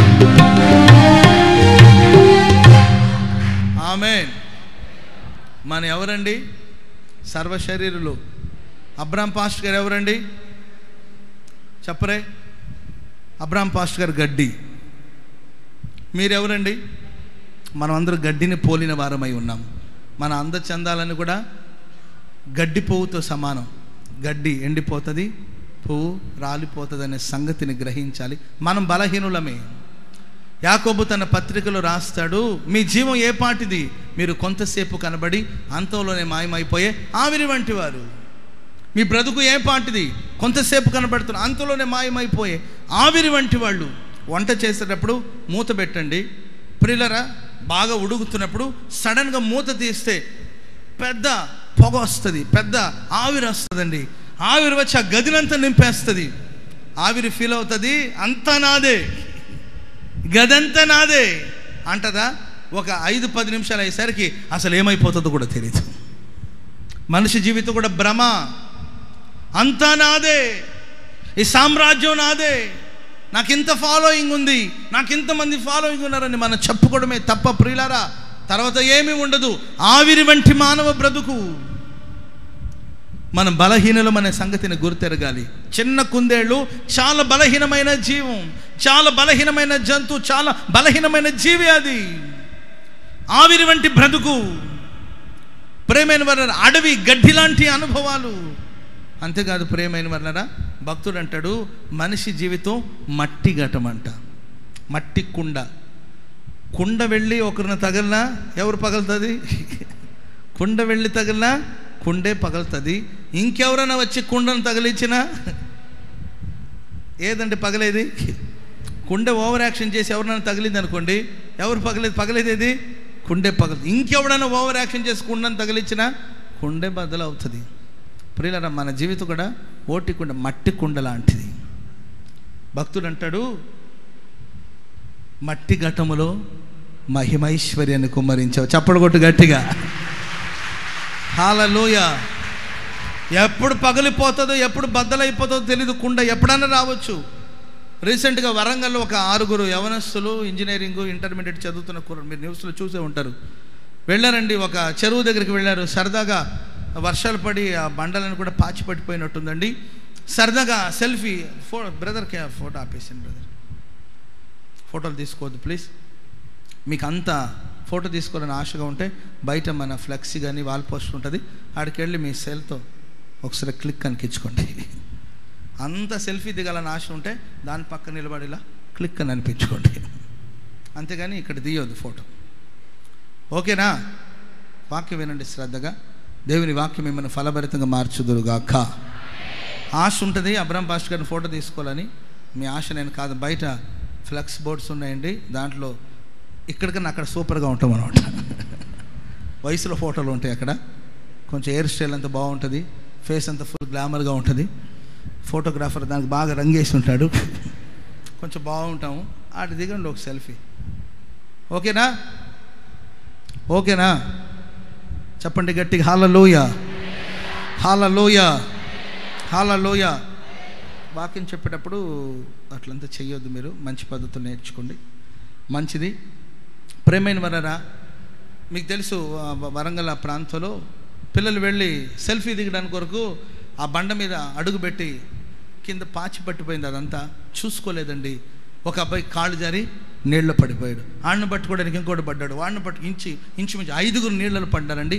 5 ఈత రాదు, 5 సచ్చూరుకున్నారు. ఎంత విషాదం! కన్నవాళ్ళకి ఎంత బాధ అండి. ఒకే పూట 5 చనిపోయారు. 6 వెళ్ళారు ఫోటో దిగడానికి కొరకు వెళ్ళారు. కొంచెం చూసుకుంటే బాగుండేది. ఊహించారా? అంటే మనిషి జీవితం మట్టి కుండ లాంటిది. ఎప్పుడు ఎక్కడ బద్దలైపోతుందో తెలియదండి, ఎక్కడ పగిలిపోతుందో తెలియదు. దాన్ని గ్రహించాలి. నేను బలహీనుడిని అని నీవు ఒప్పుకోవాలి. మనుషులందరూ బలహీనులే, సర్వశరీరులందరూ బలహీనులే. గడ్డి పువ్వు లాంటి వాళ్ళు, గడ్డి లాంటి వాళ్ళు, ఆవిరి వంటి వారు, మట్టి కుండ లాంటి వాళ్ళు. అయితే ప్రియులరా, ఈ చిన్న జీవికి దేవుడిచ్చిన జ్ఞానం ఏం తెలుసండి? తాను బలహీనమైన జంతువు అయినప్పటికీ, బలహీనమైన జీవి అయినప్పటికీ ఒక బలమైన కొండను ఆశ్రయించింది. చెప్పకూడదు అందరూ గట్టిగా కొట్టండి, గట్టిగా. హల్లెలూయా. నేను బలహీనుడి అని బాధపడడం కన్నా మనకు ఒక బలమైన దుర్గం ఉన్నది. ఆ బండ మన ప్రభు అయిన యేసుక్రీస్తు వారు. ఆయన బలమైన దుర్గం, ఆయన బలమైన బండ అయి ఉన్నాడు. ఆ బండ సందులో నీకు స్థానం ఉన్నది. నీ బలహీనతను ఆయన బలంతో కప్పబడాలి. మన బలహీనత దేవుని బలంతో కప్పబడాలండి. అప్పుడు మనం సురక్షితంగా బ్రతకగలుగుతాం. నేను బలహీనమైన జీవి కదా అని ఆళ్ళ చేతులు వీళ్ళ చేతులు దొరికి చావదండి. వెళ్ళి బండ సందులో దాక్కొట్టది. బండ సందులో తనకు పేట వీధిలో తనకు చోటు ఉంది కనుక అక్కడ నివాసాన్ని కల్పించుకుని అక్కడ ప్రశాంతంగా ఉంటుంది. వానే వచ్చిన, వరదలే వచ్చిన, ఆపదలే వచ్చిన, ప్రమాదాలే వచ్చిన, శత్రుల ముట్టడి వేసిన బండ సందులో కుందేళ్ళు క్షేమంగా ఉంటుంది. ప్రేమైన వారి లోకంలో మనకు ఆపదలు, విపత్తులు, సమస్యలు ఇవన్నీ సంభవించినప్పటికీ కూడా సురక్షితంగా బ్రతకాలంటే బండ అయిన క్రీస్తు యేసు మీద మనం కట్టబడాలి. ఈ బండ మనల్ని వెంబడిస్తుంది. ఇశ్రాయేలు ప్రజలు వెంబడించిన బండ మన ప్రభువైన యేసుక్రీస్తు వారే. మరి ఆయన మీద నీవు ఆధారపడాలి, ఆయన్ని నమ్ముకోవాలి, ఆయనలోనే జీవించాలి. యేసుప్రభు అన్నాడు, ఎవడైనా నా మాట విని వాటి చొప్పున జరిగించేవాడు బండ మీద పునాది వేసి తన ఇల్లును కట్టుకొనిన బుద్ధిమంతుని పోలి ఉన్నాడు. బండ మీద కట్టుకోవడం ఎలా అంటే దేవుని మాట వినడమే కాదు, దాని ప్రకారంగా జరిగించాలి. ప్రస్తుత పరిస్థితి ఎలా ఉందంటే, ఇప్పుడు నేను నిన్న కూడా చెప్పానండి, వాగ్దానం కానీ చెప్పాను అనుకోండి, ఇదిగో దేవుడు మీకు తోడే ఉన్నాడు అని అంటండి, చటపట చటపట చిటపట చిటపట చప్పట్లో చప్పట్లో. ఇంకిదే కొంతమందికి మీ రోగాలు పోతుంటే ఐ కొట్టు చప్పట్లు చిటపట చిటపట చిటపట అయిపోయింది. అంతేకా నేను అంటాను, వాక్యం వినడం కాదు, వాక్యానుసారంగా జీవించడం ముఖ్యం. ఎందుకు చెప్తున్నామండి దేవుని మాటలు మీకు? పరిశుద్ధ గ్రంథంలో ఎందుకు వాక్యం ఇవ్వబడింది? పరిశుద్ధులందరూ దేవుని సమక్షంలో కనిపెట్టి దేవుని మాటలు పొంది దాన్ని రాసి ప్రియులారా బైబిల్ రూపంలో మనకి ఇవ్వడానికి గల కారణాలు ఏంటంటే వాక్యాన్ని అనుసరించి నడిపించబడాలి, వాక్యాన్ని పాటించాలి. కొంతమంది అనుభవం ఏంటంటే, నీవు ఎన్ని పాపాలను చేసుకో, ఎన్ని తిరుగుడన తిరుగు, ఎట్లాన బ్రతుకు, ఎట్లాన జీవించు, యేసుప్రభు నీ పాపాలను క్షమించేస్తాడు, నీకోసం ఆయన శ్రమ పెట్టబడిపోయాడు, ఇక నువ్వు చేయాల్సింది ఏమీ లేదు, తిని తాగి సుఖించు, విచ్చలవిడిగా బ్రతుకు, ఆదివారం పూట ఆరాధనకు వచ్చేసే, చిల్లర మార్చి సండాలేసే, అయిపోయింది అనుకుంటారు కొంతమంది. అది కాదు భక్తి. వాక్యానుసారంగా జీవించాలి. వాక్యం వింటున్నావు, వాక్యం బోధించబడుతుంది, వాక్యం చదువుతున్నావు, వాక్యం నిన్ను సంధిస్తూ ఉంది, వాక్యానుసారంగా జీవించవలసిన అవసరం మనకి ఎంతైనా ఉంది. అలా వాక్యానుసారంగా ఎవరైతే జీవిస్తారో వాళ్ళు బండను ఆశ్రయించిన వారి వల్ల ఉన్నారండి. అలాంటి వాళ్ళ బ్రతుకులో వాన వచ్చినా, వరదలు వచ్చినా, లోకమంతా ఏకమై కుమ్మక్కై నీ మీదకి దూసుకుంటూ వచ్చినా కదల్చబడకుండానట్లు నా దేవుడు నిన్ను కాపాడుదురుగాక. హల్లెలూయా. భక్తుడు అంటాడు, నా దేవునికి నేను అప్పగించిన దానిని రాబోవు ఆ దినం వరకు కాపాడడానికైనా శక్తిమంతుడు. అప్పగిస్తే కాపాడుతాడు, అప్పగించకపోతే ఎలా కాపాడుతాడండి? నేను ఎప్పుడు చెప్తుంటాను, చిన్నప్పుడు నేను చాలా అమాయకుడిని, అప్పుడే కాదు ఇప్పటికి కూడా అమాయకుడిని అనుకోండి, చాలా అమాయకుడిని నేను. అసలు డబ్బులు ఇస్తే ఎలా ఖర్చు పెట్టుకోవాలో తెలిసేది కాదు నాకు. అందుకొరకే డబ్బులు జాగ్రత్త చేసేవాడిని. ఎక్కడ దాచేవని తెలుసా అండి? మా ఇంటి పేరట్లో గుంట తీసి అక్కడ పాతి పెట్టేవాడిని. పైసలు పాతి పెడితే పిల్లల్ని వేస్తుందా, సేఫ్టీగా ఉంటుందిలే, మట్టి సేఫ్టీగా కాపాడుతుందని చెప్పి గుంట తీసి పాతి, ప్రియులరా మరలా సాయంకాలం వచ్చి చూసుకుంటే డబ్బు ఉండేది కాదు. రోజు ఏడిపోయానండి నాకు. సరే ఈసారి గుంట తీసి దాని మీద ఒక డబ్బా గుర్తుగా పెట్టేవాడిని. ఒక గంట తిరిగి వచ్చినప్పుడు డబ్బా ఉండేది కాదు, డబ్బులు ఉండేది కాదు. అసలు ఎన్ని డబ్బులు పోయి ఉంటుందో అండి. నా డబ్బులు అసలు చెప్పలేనండి. ఆ డబ్బులన్నీ ఉండుంటే ఇప్పుడు నేను పెద్ద కోటేశ్వరుని అయ్యి ఉండేవాడిని. బాగా ఫీల్ అయిపోయేవాడిని, ఏడ్చేవాడిని. ఒకసారి మా అమ్మని ఏమైందిరా అంటే, మా అమ్మ కూడా చెప్పేవాడు కదా, అంత సీక్రెట్ మెయింటెనింగ్స్ అనమాట. సో అప్పుడు మా అమ్మకు చెప్పాను ఒకసారి, నేను ఏడుస్తున్నాను, ఏంట్రా ఏమైందంటే, అమ్మ ఇంచుమించు మీరు నాకు డబ్బులు ఇచ్చిన మా పెద్దనాయన వాళ్ళు, మా ఆంటీ వాళ్ళు, వాళ్ళు వచ్చినప్పుడంతా పైసలు ఇచ్చేవాళ్ళు వాళ్ళ పిల్లలకి ఏమైనా కొనుక్కోమని. అందరూ కొని తినేవాళ్ళు, నేనేమో కప్పి పెట్టి పోగొట్టుకునేవాడి. మా అమ్మ చెప్పేది, వరే పిచ్చోడా, మట్లో పాతి పెడితే ఎలా ఉంటుందిరా, మన ఇంట్లో ఉన్నవాళ్ళు ఏమైనా సామాన్యులా, హేమీలందరూ మన ఇంట్లోనే ఉన్నారు. సీక్రెట్ ఏం తెలుసండి, నేను పాతేటప్పుడు ఎవరో చూస్తారు, నాకు ఉన్నారు కదండి, పెద్ద ఫ్యామిలీ మాది, మా సిస్టర్ మా తమ్ముడు ఎవరో చూస్తుండేవాళ్ళండి. నేను అటు వెళ్ళంగానే నేను గుర్తుపెట్టుంటాను కదండి, ఆ గుర్తు దగ్గర తీస్తే ఖచ్చితంగా డబ్బులు దొరికేది. అప్పుడు మా అమ్మ చెప్పింది, నీ చేతిలో ఉంటే ఇలాగే జరుగుతుందిరా పిచ్చి మొహమా, ఎప్పుడరా తెలివిగా బతుకుతావు, ఈసారి ఏదైనా డబ్బులు ఉంటే అమ్మ చేతిలో పెట్టు, అమ్మ చేతిలో జాగ్రత్తగా ఉంటుంది. చప్పలు కొట్టండి గట్టిగా. హల్లెలూయా. ప్రియులారా, బండ సందులోనికి ప్రభు అయిన యేసుక్రీస్తు వారి చేతిలోనికి నువ్వు వెళితే అక్కడ సురక్షితంగా కాపాడబడతావు. లోకంలో ప్రమాదం ఉంది, ఎవరిని నమ్మాలో ఎవరిని నమ్మకూడదు అర్థం కాని పరిస్థితి. అపాయపు దినాల్లో మనం ఉంటున్నాం. సెక్యూర్గా, సేఫ్టీగా, నెమ్మదిగా మనం బ్రతకాలంటే బండ సందులోనికి మనం పరిగెత్తాలి. యెహోవా నామము బలమైన దుర్గము, నీతిమంతుడు అందులోనికి పరుగెత్తి అక్కడ సురక్షితంగా ఉంటాడని వ్రాయబడింది. కనుక మనం మన ఆశ్రయమైన బండ అయిన యేసుక్రీస్తు, అదండి జ్ఞానం అంటే. మన విచ్చలవిడిగా తిరిగి సమస్యలు తెచ్చుకోవడం కాదు. బండ నీడలోనికి, బండ సందులోనికి వెళ్ళండి. ప్రభువైన యేసుక్రీస్తు రెక్కల నీడలోనికి వెళ్ళండి. అక్కడ నా దేవుడు మన అందరినీ సురక్షితంగా కాపాడుతారు. వెళ్ళడం ఎట్లా అంటే ఆయన మాట వినాలి, వాటి చెప్పున మనం జరిగించాలి. మూడో మాట కూడా చెప్తాను. సామెతల గ్రంథం 30వ అధ్యాయం 27వ వాక్యం. మిడతలకు రాజు లేడు. చూడండి ఎంత చక్కగా రాయబడ్డారు. అయినను అవన్నీ పంక్తులు తీరి సాగిపోతుంది. మొట్టమొదటిగా చేమలు. చేమలకు అనుభవం ఏంటంటే, వినాలందరూ, చేమలకు అనుభవం ఏంటంటే వేసవిలోని ఆహారం సిద్ధపరచుకుంటుంది, కష్టపడి పనిచేస్తుంది. రెండవదిగా కుందేళ్లకు అనుభవం అంటే చాలా బలహీనమైనవి అయినా పేటు వీధిలో ఆశ్రయాన్ని, నివాస స్థలాన్ని కల్పించుకుంటుంది. మూడవదిగా ప్రియమైన వాళ్ళరా, మిడతలకు రాజు లేడు, నాయకులు లేరు, విచారణకర్తలు ఎవరు లేరండి. అయినప్పటికీ అవి పంక్తులు తీరి ప్రయాణం చేసుకుంటూ వెళ్తారు. టీం వర్క్ చేస్తుంది, టీమ్గా బయలుదేరుతుంది.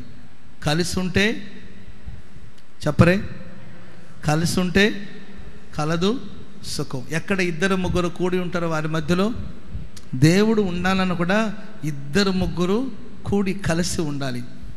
సహోదరులు ఐక్యత కలిగి ఉంటే ఎంత మేలు, ఎంత మనోహరము, ఆశీర్వాదము, శాశ్వత జీవము అచ్చట ఉండవలనని యెహోవా సెలవిస్తున్నాడు. చూడండి, రాజు లేనప్పటికీ ప్రస్తుతం దేశంలో రాజున్నా, నాయకులున్నా, మంత్రులున్నా, ఎమ్మెల్యేలున్నా, అధికారులున్నా, ప్రజల్లో ఒక యూనిటీ అనేది కనబడట్లేదు. సంఘంలో దైవ సేవకులు ఉన్నారు, ప్రార్థించే సేవకులు ఉన్నారు, బోధించే సేవకులు ఉన్నారు, పెద్దలు ఉన్నారు. అయిన సంఘాలలో యూనిటీ లేదు, ఐక్యత లేదు.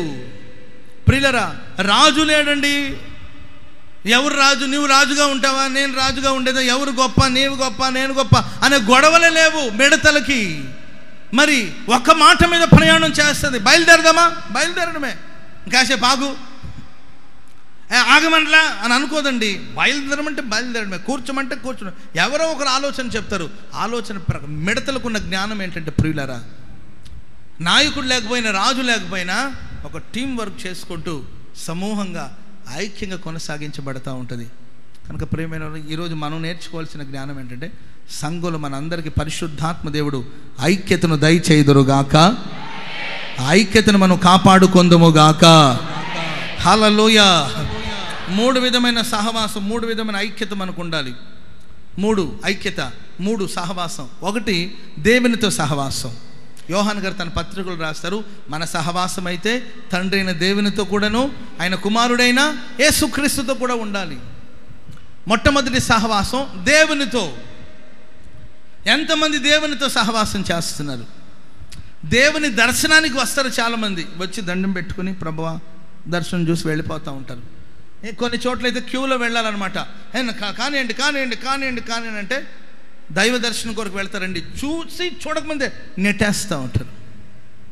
మా వాళ్ళు కూడా ప్రార్థన చేయించేటప్పుడు అంటే చేస్తుంటారు. నాకే కొన్నిసార్లు బాధగా ఉంటుంది. నేను చేతులు పెట్టముందు లాగేస్తుంటారు అనమాట. ఇది దర్శనం అంటే ఇలాగే ఉంటుంది అనమాట. కనీసం నా చేతులు వాళ్ళ తల తాకేంత టైం కూడా ఊరు. మీరేమైనా తక్కువ అనండి, ఆడవాళ్ళు మగవాళ్ళు వచ్చేస్తారు, మగాళ్ళు రారు. మీకు కోటి వందనాలు. పురుషులతో అసలు సమస్య లేదండి, నిదానంగా ప్రార్థన చేయించుకుని వెళ్తారు.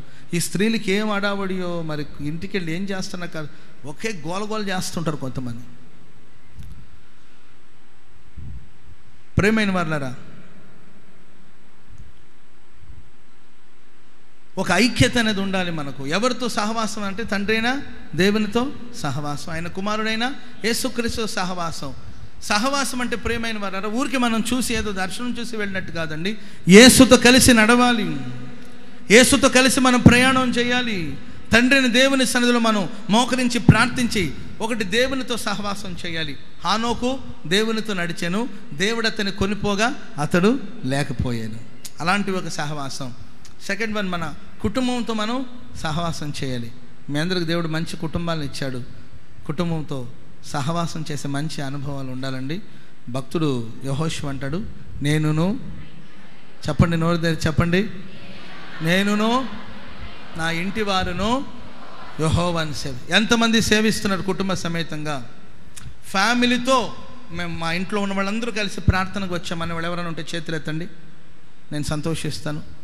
ఓల్ ఫ్యామిలీతో కలిసి మేము ప్రార్థనకు వచ్చాం. చాలా సంతోషం. ఇంకా కుటుంబంతో రాని కుటుంబాలు చాలా ఇక్కడ ఉన్నాయి. కుటుంబ సమేతంగా దేవుని సన్నిధిలో కనబడాలి. కుటుంబంతో మీకు ఒక ఐక్యత ఉండాలి. చర్చికి వెళ్దామంటే అందరూ బయలుదేరి రావాలి. ప్రార్థనకి వెళ్దామంటే అందరూ బయలుదేరి ఒక మాట మీద కొనసాగించబడాలి. యెహోషువ అంటాడు, నేనును నా ఇంటి వారును యెహోవాను సేవిస్తూ ఉన్నాం. ఎంత మంచి సాక్ష్యం అండి. భార్య భర్తలు ప్రార్థనకు వస్తారు, పిల్లలు విచ్చలవిడిగా తిరుగుతుంటారు. కుటుంబ సమేతంగా ప్రార్థిస్తున్నారా? కుటుంబ ప్రార్థనలు చేస్తున్నారా? కుటుంబ సమేతంగా దేవుని సన్నిధిని ఎదుర్కొంటున్నారా? కుటుంబం అంతా దేవుని ఆశీర్వాదం చేత నింపబడుతుందా? కొందరు సేవలో ఉన్నారు, కొందరు తాగుబోతులు అయిపోతున్నారు. ఏంటండి ఈ శాపం? కొందరు ఆధ్యాత్మికమైన అనుభవాలు ఉన్నారు, కొందరు శపించబడిన స్థితిలో ఉన్నారు. తల్లిదండ్రులకు ఎంత బాధ అండి, ఎంత దుఃఖం. ప్రియులారా, మిడతలకు ఉన్న అనుభవం చూడండి.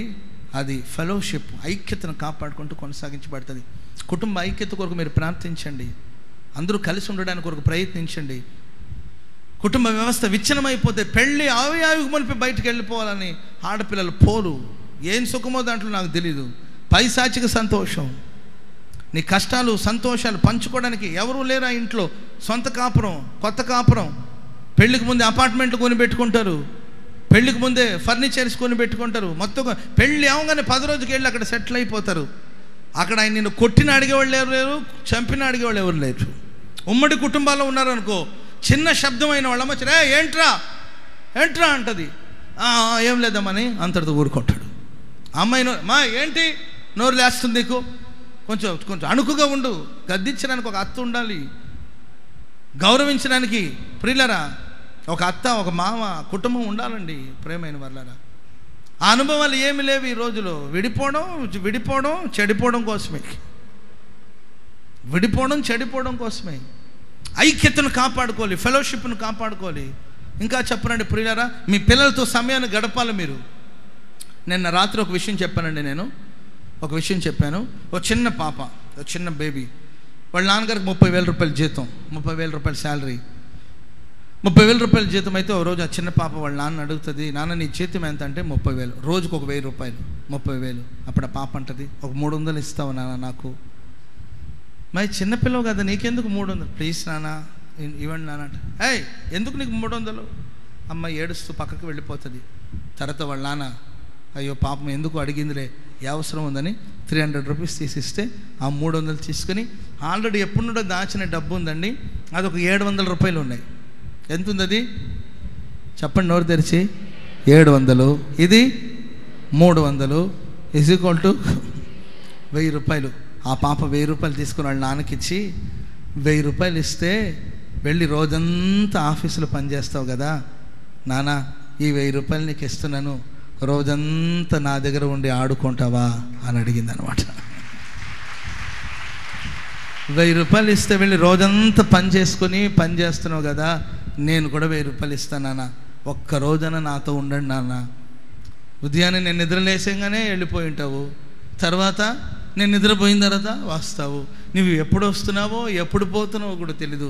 నాకు కూడా నాన్నతో గంట సేపు ఉండాలని ఉంటుంది కదా, మా నాన్నతో మాట్లాడాలని ఉంటుంది కదా, కనుక ఎప్పుడుండో దాచా నాన్న ఈ 1000 రూపాయలు తీసుకొని ఒకరోజు నాతో ఉండు నాన్న అని ఆ చంటి బిడ్డ అడుగుతుందంటే, ఆ చంటి బిడ్డ మనసులో ఎంత బాధ ఉంటుందో ఒకసారి ఆలోచించండి.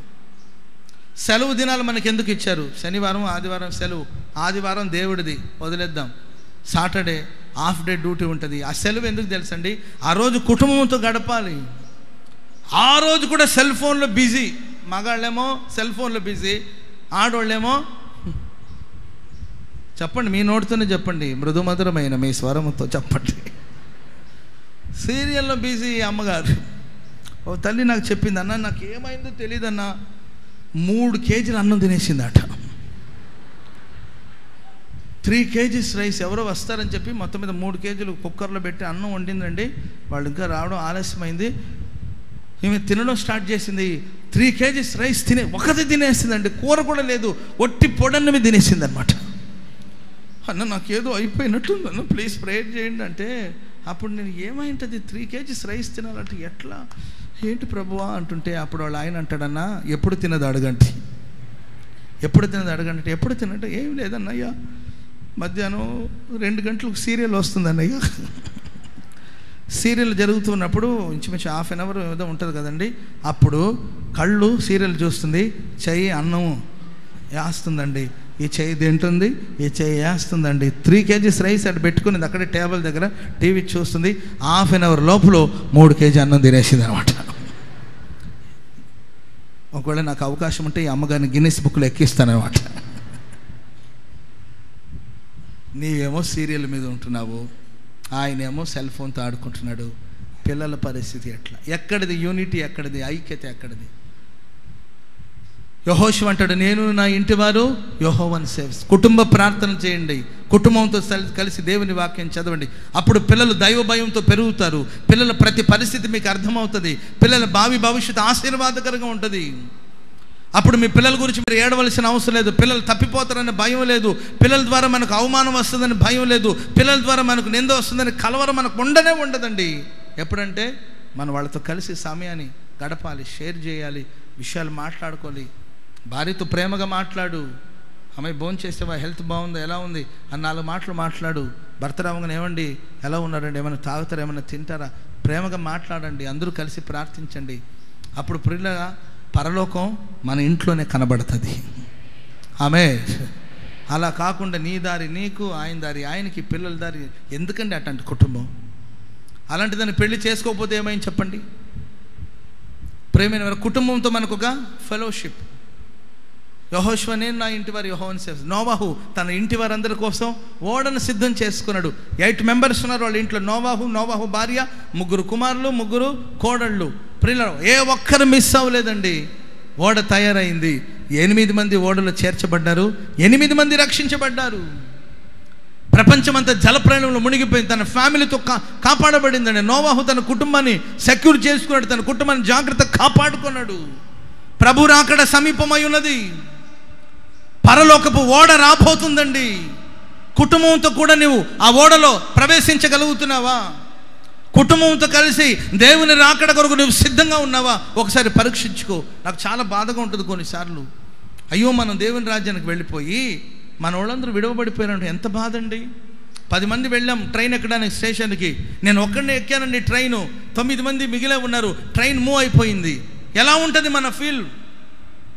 9 మంది కిందే ఉన్నారు, నేను ఒక్కడే ట్రైన్ ఎక్కేసాను. ట్రైన్ మూవ్ అయిపోయిందండి. అప్పుడు ఎలా? వాళ్ళు పరిగెత్తుతున్నారు, నేనేమో వెళ్ళిపోతున్నాను. వాళ్ళు ఏడుస్తూ ఉన్నారు. నా మనసు సంతోషిస్తుందా? మీకు అలాగే అవ్వాలి. ముందే రావచ్చు కదా, మీరు అలాగే అలాంటి సావండి, ట్రైన్ కింద పడండి అని అంటానండి. హృదయం పరితపిస్తుంది. నేను ట్రైన్ ఎక్కిన సుఖంగా ఉండలేను, ట్రైన్ ఎక్కిన సంతోషంగా. ఎందుకంటే నా వాళ్ళందరూ మిగిలిపోయారు ప్లాట్ఫామ్ మీద. సరే వేరే ఏదైనా ట్రైన్ వస్తుంది, ఇక ట్రైన్లు రావు, ఒకే ట్రైను. రాకడనే రైలు బండి రాబోతుంది. చప్పలు కొట్టండి గట్టిగా, గట్టిగా. హల్లెలూయా, హల్లెలూయా. మరి కుటుంబ సమేతంగా నీవు దాంట్లో ఎక్కగలుగుతున్నావా? రాకడలో ఎత్తబడగలుగుతావా? ప్రార్థించు కుటుంబం కోసం. లోతున్నాడు నీతిమంతుడేనండి. లోతు నీతిమంతుడే. అతను ఒక్కడే రక్షించబడ్డాడు. భార్య ఏమో వెను తిరిగి ఉపస్తంభం అయిపోయింది. ఆ మనిషి లోబడదు. దేవదూతలు వచ్చారు వాళ్ళ ఇంటికి. మీరు చూడండి, దేవదూతలు వచ్చారు. లోతే వంట చేసి వడ్డించినట్లుంది బైబిల్. ఈ మనిషి వంట కూడా చేయదు. వంటలు కూడా చేయట్లేదు ఈరోజు ఆడవాళ్ళు. వస్తూ ఏదైనా పట్టుకరా. మరి నీవేం చేస్తున్నావు అంటే సీరియల్ చూస్తున్నా. ఆడే తెచ్చుకోరు, ఆడే తినాలి, ఆడే పోలికి. దాని కుటుంబం అని ఎలా అంటారండి? వస్తూ పిజ్జాలు పట్టుకోరా. పిజ్జా లేవమ్మాయి, బర్గర్లు పట్టుకోరా. అవి తినే కదండి గుమ్మాలు పట్టుకుంటూ పోతున్నారు. ఒక్కొక్క అమ్మ గుమ్మాలు పట్టట్లేదు, ఆటోలు పట్టట్లేదు, కొత్త ఆటోలు తయారు చేయాలి. పిజ్జాలు బర్గర్లు తిని తిని తిని తిని చేతులు ఇంత అయిపోతుంది, కాళ్ళు ఇట్ట అయింది, మెడకాయ ఆడుందో తలకాయ ఆడుందో కూడా తెలియట్లా. అట్ట తయారైపోవట్లేదండి. మళ్ళీ దాన్ని తగ్గించుకోవడానికి మా నాన్న ఆపు సాపులు ఉదయాన్నే లేచి ఈ ఆపు సాపులను ఎందుకు? మరలా కష్టపడి పని చేయండి. పనికి వెళ్ళినాడు, ఇంట్లో ఉన్నాడు, కష్టపడి చేయండి. సరే పనికి వెళ్తున్నారా, భార్య భర్తలు ఇద్దరు కష్టపడండి. ఒక అండర్స్టాండింగ్ మీద కుటుంబం కొనసాగాలి, ఫెలోషిప్ను కాపాడుకోవాలి. థర్డ్ వన్, ప్రియులారా, దేవుని సంఘముతో, దేవుని సేవకులతో మనకు సహవాసం ఉండాలి. గట్టిగా చప్పలు కొడదాం. హల్లెలూయా. స్త్రీలందరూ కాస్త మెత్తబడ్డట్టున్నారు, అవునా? కొట్టండి ఒకసారి గట్టిగా చప్పట్లు. హల్లెలూయా. మిమ్మల్ని అనకపోతే నేను ఎవరిని అనాలంటే?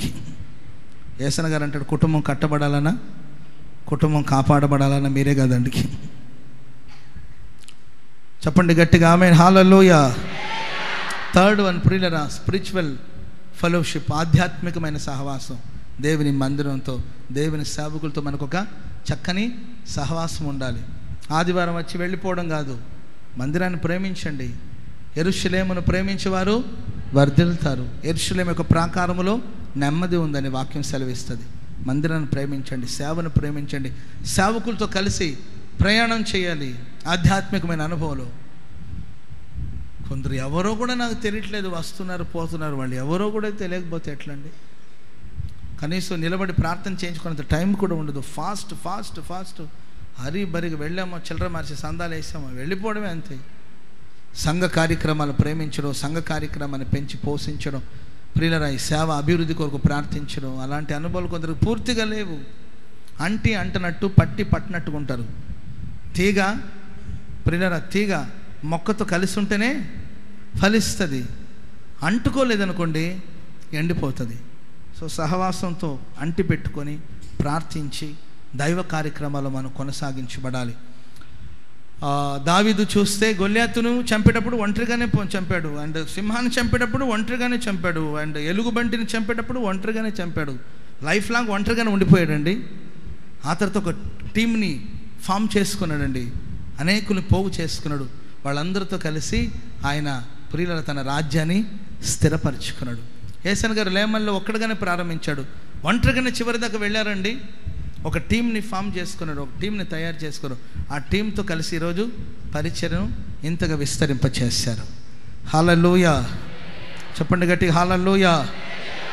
మన యేసు ప్రభు ఒక్కడే ప్రపంచమంతా తిరగవచ్చు కదండి. తిరగవచ్చా, తిరగకూడదా? యేసు ప్రభు కళ్ళు మూస్తే ఆయన ఇండియాకి వచ్చేయచ్చు, కళ్ళు మూస్తే అమెరికాకు వెళ్ళిపోవచ్చు, కళ్ళు మూస్తే కళ్ళు మూసిన తెరిచిన ఎక్కడైనా ఆయన ప్రత్యక్షమైపోయి, ఇండియా ప్రజలారా, ప్రయాసపడి భారం మోయించిన ఇండియా ప్రజలారా రండి, నేను మీకు విశ్రాంతిని ఇస్తానని ఇండియా వాళ్ళని రక్షించి వెంటనే అమెరికా వెళ్ళిపోయి, అమెరికా రాష్ట్ర దేశపు ప్రజలారా రండి, నేను మీకు రక్షణ దయచేస్తాను మళ్ళీ ఆళ్ళకు సువార్త చెప్పి అక్కడ నుండి ఆఫ్రికా వెళ్ళిపోయి, ఆఫ్రికా దేశంలో ఉన్న నల్ల జాతి ప్రజలారా రండి, నేను తెల్లగా చేస్తాను అని అనొచ్చు కదండి. జపాన్ దేశంలో ఉన్న చపాతి మొహాలారా రండి, నేను మీకు పచ్చడి వేస్తాను అనలేదు కదండి. ప్రేమైన వాళ్ళు ఒకసారి ఆలోచించండి, ఆయన ఒక్కడే చేయొచ్చు కదా. 12 మంది శిష్యుల్ని తయారు చేసుకొని 12 మందితో కలిసి సేవ చేసి ఎన్నో ఇబ్బందులు. ఆ 12 మందిలో అబద్ధాలు చెప్పేవాళ్ళు ఉన్నారు, తిరుగుబాటు చేసిన వాళ్ళు ఉన్నారు, నమ్మని వాళ్ళు ఉన్నారు, డబ్బు దొంగతనం చేసే దొంగలు ఉన్నారు, యేసు ప్రభుని అమ్మేసిన గనులు కూడా దాంట్లో ఉన్నారు. ఆ 12 మందితో 3.5 సంవత్సరం కష్టపడి సేవ చేసి చివరికి ఆయన అన్నాడు, యుగ సమాప్తి వరకు వెళ్ళి సువార్త ప్రకటించండి, భూదిగంతాల వరకు వెళ్ళి సువార్త ప్రకటించండి, యుగ సమాప్తి వరకు సదాకాలాన్ని మీకు తోడై ఉండబోతూ ఉన్నాను. హల్లెలూయా, హల్లెలూయా. ఆ శిష్యులు ప్రపంచమంతా తిరిగి సువార్త ప్రకటించి, టీం వర్క్ అనమాట. ఆధ్యాత్మికమైన సహవాసం మనకు ఉండాలి. ఇక్కడికి వచ్చిన తర్వాత పలకరించుకోవాలి, అందరూ ఒకరినొకరు పలకరించుకొని. ప్రైజ్ లార్డ్ సిస్టర్, ఒక 5 వందనాలు చెప్పండి. మీ చుట్టుపక్కల ఒక 5 వందనాలు చెప్పండి. కొన్ని మొఖాలు కదలకుండా ఉన్నాయి అన్నమాట, ఏడ్చినట్టుగా ఉన్నాయి మొఖాలు. ఒక 5 చెప్పండి. ఏంది చెప్పేది? ఏంది చెప్పేది? Praise Lord brother, God bless you. దేవుడు మిమ్మల్ని దీవించును గాక అనండి. దేవుడు నాకంటే నిన్నే ఎక్కువగా దేవుడు ఆశీర్వదించును గాక అనండి. హల్లెలూయా. ఉండాలి, సహవాసం ఉండాలి. సహవాసం చేయమన్నారని ఒక 100 ఈ బ్యాచ్ కూడా ఉంటుంది అన్నమాట. 100 దాకా వెళ్ళొద్దు. ఓ 100 బ్రదర్ అంటారు. లేదు బ్రదర్, ఇవ్వండి బ్రదర్ ఇస్తాను. 100తో పోతే పర్వాలా, ఒక 1000 అంటారు మరలా. ఆ తర్వాత 1,00,000కు వస్తారు. 1,00,000 అడిగి మనల్ని బిచ్చగాళ్ళని చేస్తారన్నమాట. సో అవన్నీ వద్దు. జస్ట్ కలవండి, మాట్లాడండి, ప్రేయర్ చేయండి అనండి. అట్లా ఫెలోషిప్ని, స్పిరిచువల్ ఫెలోషిప్ని మనం కాపాడుకోవాలి. దాన్ని చూడండి, ఆ మిడతల ద్వారా దేవుడు మనకు ఒక పాఠం నేర్పిస్తూ ఉన్నారు. ఆ మిడతలు కొన్ని జ్ఞానం అంటే టీం వర్క్ చేస్తుంది. అలాంటి ఫెలోషిప్ని దేవుడు మనందరికీ దయచేయుదురుగాక. హల్లెలూయా. చెప్పండి గట్టిగా హల్లెలూయా, హల్లెలూయా. చెప్పండి గట్టిగా హల్లెలూయా. చూడండి ఎంత బాగుంది, ఏకస్వరంతో స్తుతిస్తే ఎంత బాగుంది. చివరి మాట, సమయం అయిపోయింది. చివరి మాట 30:28 వచనం, 35. బల్లిని చేత్తో నీవు పట్టుకుంటావేమో కానమ్మా, నాకు భయమే. బల్లిని చదువుమా, చేతితో నీవు పట్టుకోగలుగుతావు. అవి రాజుల గృహంలో ఉంటాయి. బల్లిని చేతులు పట్టుకోవచ్చు అంటాను నేను, నాకు భయమే. కానీ మొత్తం మీద పట్టుకోవచ్చు, మనకు అందుబాటులోనే ఉంటుంది. చిన్నది బల్లి పట్టుకోవచ్చు, దానివల్ల పెద్ద ప్రమాదాలు ఏమి లేవు. బల్లిని నీ చేతితో పట్టుకోగలుగుతావు, కానీ అంత బలహీనమైందనమాట, మన చేతికి అందుబాటు. పిల్లలు కూడా పట్టుకోవచ్చు. అలాంటి బల్లి రాజనగరంలో, రాజగృహాల్లో నివసిస్తుందంట. హల్లెలూయా. ఏమండి, నాకు 2 రోజులు మోడీ గారి ఇంట్లో ఉండాలని ఉంది. అవకాశం ఉంటుందా? మోడీ గారి ఇంట్లో ఒక 4 రోజులు సరదాగా ఉండాలని ఉంది. అవకాశం ఉంటుందా? వద్దండి. చంద్రబాబు గారి ఇంట్లో ఒక వారం రోజు ఉండాలని ఉంది. అవకాశం ఉంటుందా? రాష్ట్ర దేశాన్ని పరిపాలిస్తున్న రాజులు, వాళ్ళ ఇళ్ళలో మనం జొరబడిపోతామా? మనకు అవకాశం ఉంటుందా? వాళ్ళని కలవాలంటేనే మనకు చాలా కష్టం. కొద్దిసేపు వాళ్ళు మాట్లాడితేనే పెద్ద భాగ్యం మనకు. రాజులు మనం కూడా ఎంతో అంత కొంచెం మంచి స్థితిలో, స్థాయిలో ఉన్నవాళ్ళే, మనకు కూడా ఫాలోయింగ్ ఉంది. కానీ మనం వెళ్ళాలంటే ఎంతో కష్టం. కానీ బల్లి అండి, చంద్రబాబు గారి ఇంటికి వెళ్ళి చూసిన బల్లులు ఉంటాయి అక్కడ. మోడీ గారి ఇంటికి వెళ్ళినా కూడా ఉంటాయి బల్లులు. ఎట్లా పోయి ఉంటుందండి ఇది, మీరు ఆలోచించండి. ఎట్లా వెళ్ళుంటుంది? అంత సెక్యూరిటీ ఉంటుంది కదా. ఇంత సెక్యూరిటీని దాటుకుని ఎలా వెళ్ళుంటుందంటే, బల్లి గోడ మీద పాకాలంటే తన చేతి సహాయంతో, తన చేతికి గ్రిప్ ఉంటుంది, ఆ సహాయంతో అది గోడ మీద పాక్కుంటూ వెళ్తుంది. తన చేతి సహాయంతో, తన చేతి కష్టంతో అది ప్రయాసపడుతూ వెళ్ళి రాజనగరాల్లో నివసిస్తారు. చప్పలు కొడదాం అందరు గట్టిగా, కొట్టు గట్టిగా. హల్లెలూయా. కష్టపడాలి. దేవుడు మనకి ఇచ్చిన చేతులతో మనం శ్రమపడాలి. శ్రమపడ్డవాడికి తప్పక ప్రతిఫలం ఉంటుంది. Thomas Edison bulb కనిపెట్టినవాడు.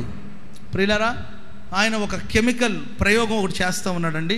ఒక ఫార్ములా కనిపెట్టడానికి కొరకు కొన్ని కెమికల్స్ని కలిపి ఏదో ఒక ఫార్ములాను కనిపెట్టడానికి కొరకు చాలా ప్రయత్నించాడు. అది ఇది కలిపాడు. 2, 3, 4, 5 కలిపి ఇంచుమించు 2500 ప్రయోగాలు చేశారంట. ఏంటండి చెప్పాలి మీరు? 2500 ప్రయోగాలు చేశాడు. 2500 2500 ప్రయోగాలు చేశాడండి. అయినా సక్సెస్ కాలేదు.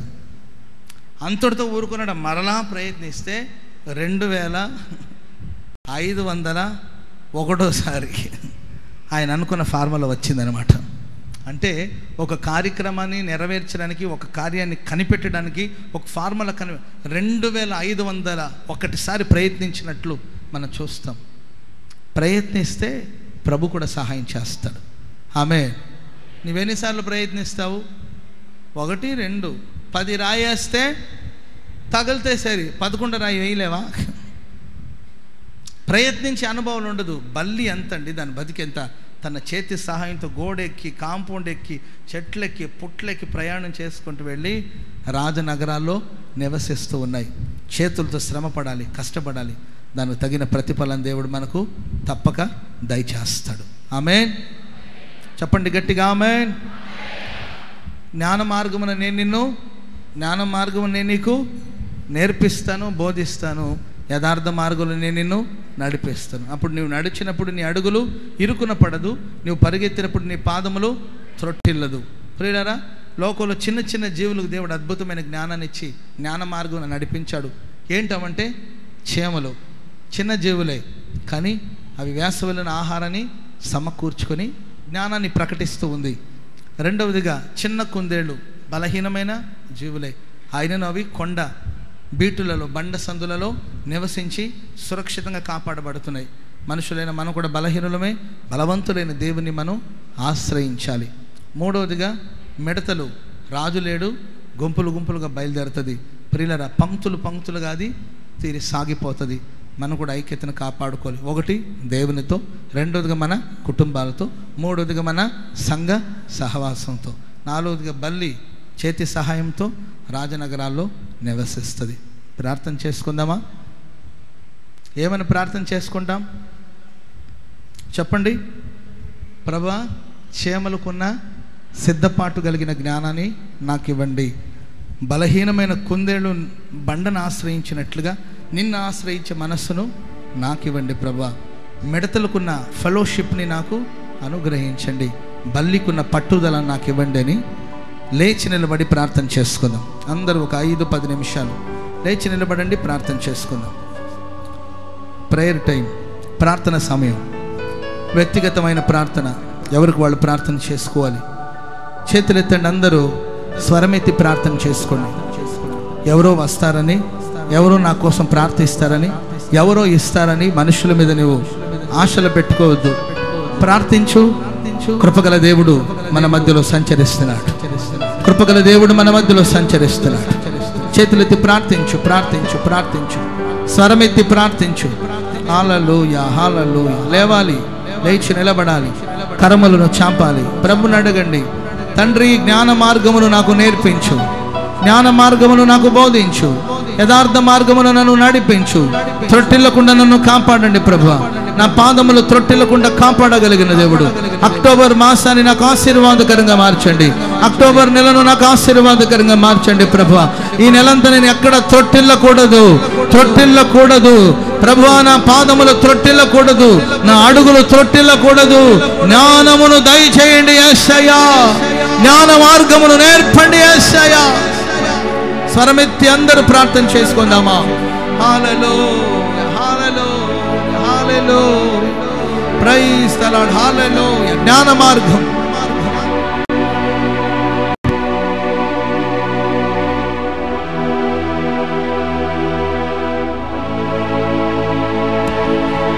చేతులెత్తి ప్రార్థించు ప్రియ సహోదర సహోదరి. మిక్కిలి అనుకూలమైన సమయం ఇదే, రక్షణ దినం. నా దేవుడు జ్ఞానముతో నింపబోతున్నాడు, జ్ఞానముతో నింపబోతున్నాడు. పర సంబంధమైన జ్ఞానం, పవిత్రమైన జ్ఞానం దేవుడు జ్ఞానమునికి ఇవ్వబోతున్నాడు. జ్ఞానవంతులుగా మార్చబోతున్నాడు, జ్ఞాన మార్గాన్ని బోధించబోతున్నాడు, సత్య మార్గంలో నడిపించబోతున్నాడు, యథార్థ మార్గంలో నడిపించబోతున్నాడు. ఇక నీ పాదములు త్రొట్టిల్లవు, నీ మార్గములు త్రొట్టిల్లవు, నీ పాదములు త్రొట్టిల్లవు. హల్లెలూయా, హల్లెలూయా. ప్రార్థించు, ప్రార్థించు సహోదరుడా, ప్రార్థించు సహోదరుడా. కేవలం 3 నెలలే బ్రతుకుతుంది చిన్న చీమలు. ఆ చీమలకున్న సిద్ధపాటు కూడా మనకు లేకపోతే ఎంత శోచనీయం. ప్రభు త్వరగా రాబోతున్నాడు. సంగమా సిద్ధపడు, సంగమా సిద్ధపడు. ప్రియ సహోదరులారా సిద్ధపడండి. సిద్ధపాటు వేసవిలోనే తాను సిద్ధపడుతూ ఉంది, వేసవిలోనే ఆహారాన్ని సమకూర్చుకుంటూ ఉంది. ప్రభు రాకడ కొరకు మన కుటుంబంలో ఒక సిద్ధపాటు, సంఘంలో ఒక సిద్ధపాటు, సిద్ధపరుచుకునే అనుభవాలు దయచేయండి ప్రభువా. హల్లెలూయా, హల్లెలూయా. శ్రమపడే మనస్సు, శ్రమపడే మనస్సును ఆయుధంగా ధరించుకోవాలి. సమయమందును అసమయమందును, ప్రతికూలమైన సమయమందును అనుకూలమైన సమయమందును ప్రార్థించి ప్రార్థించి పట్టుదలతో దేవుని కార్యాన్ని పొందుదామా? ఓ జీసస్, హల్లెలూయా, హల్లెలూయా. మానవుడు బలహీనుడే, మానవుడు బలహీనుడే. గడ్డి వంటి వాడు, గడ్డి పువ్వు వంటి వాడు. బలహీనమైన మానవ జీవితం. బలమైన దేవుని ఆశ్రయించాలి, బలవంతుడైన దేవుని ఆశ్రయించాలి. ఓ జీసస్, జీసస్, జీసస్. ప్రార్థించు ప్రభువా, నా బలహీనతలు శారీరకంగా నేను బలహీనుండి ప్రభా, మానసికంగా నేను బలహీనుండి ప్రభా, నేను బలహీనుండి యేసయ్యా, నేను బలహీనుండి. నా బలహీనతలో నీ బలం పరిపూర్ణం కావాలి.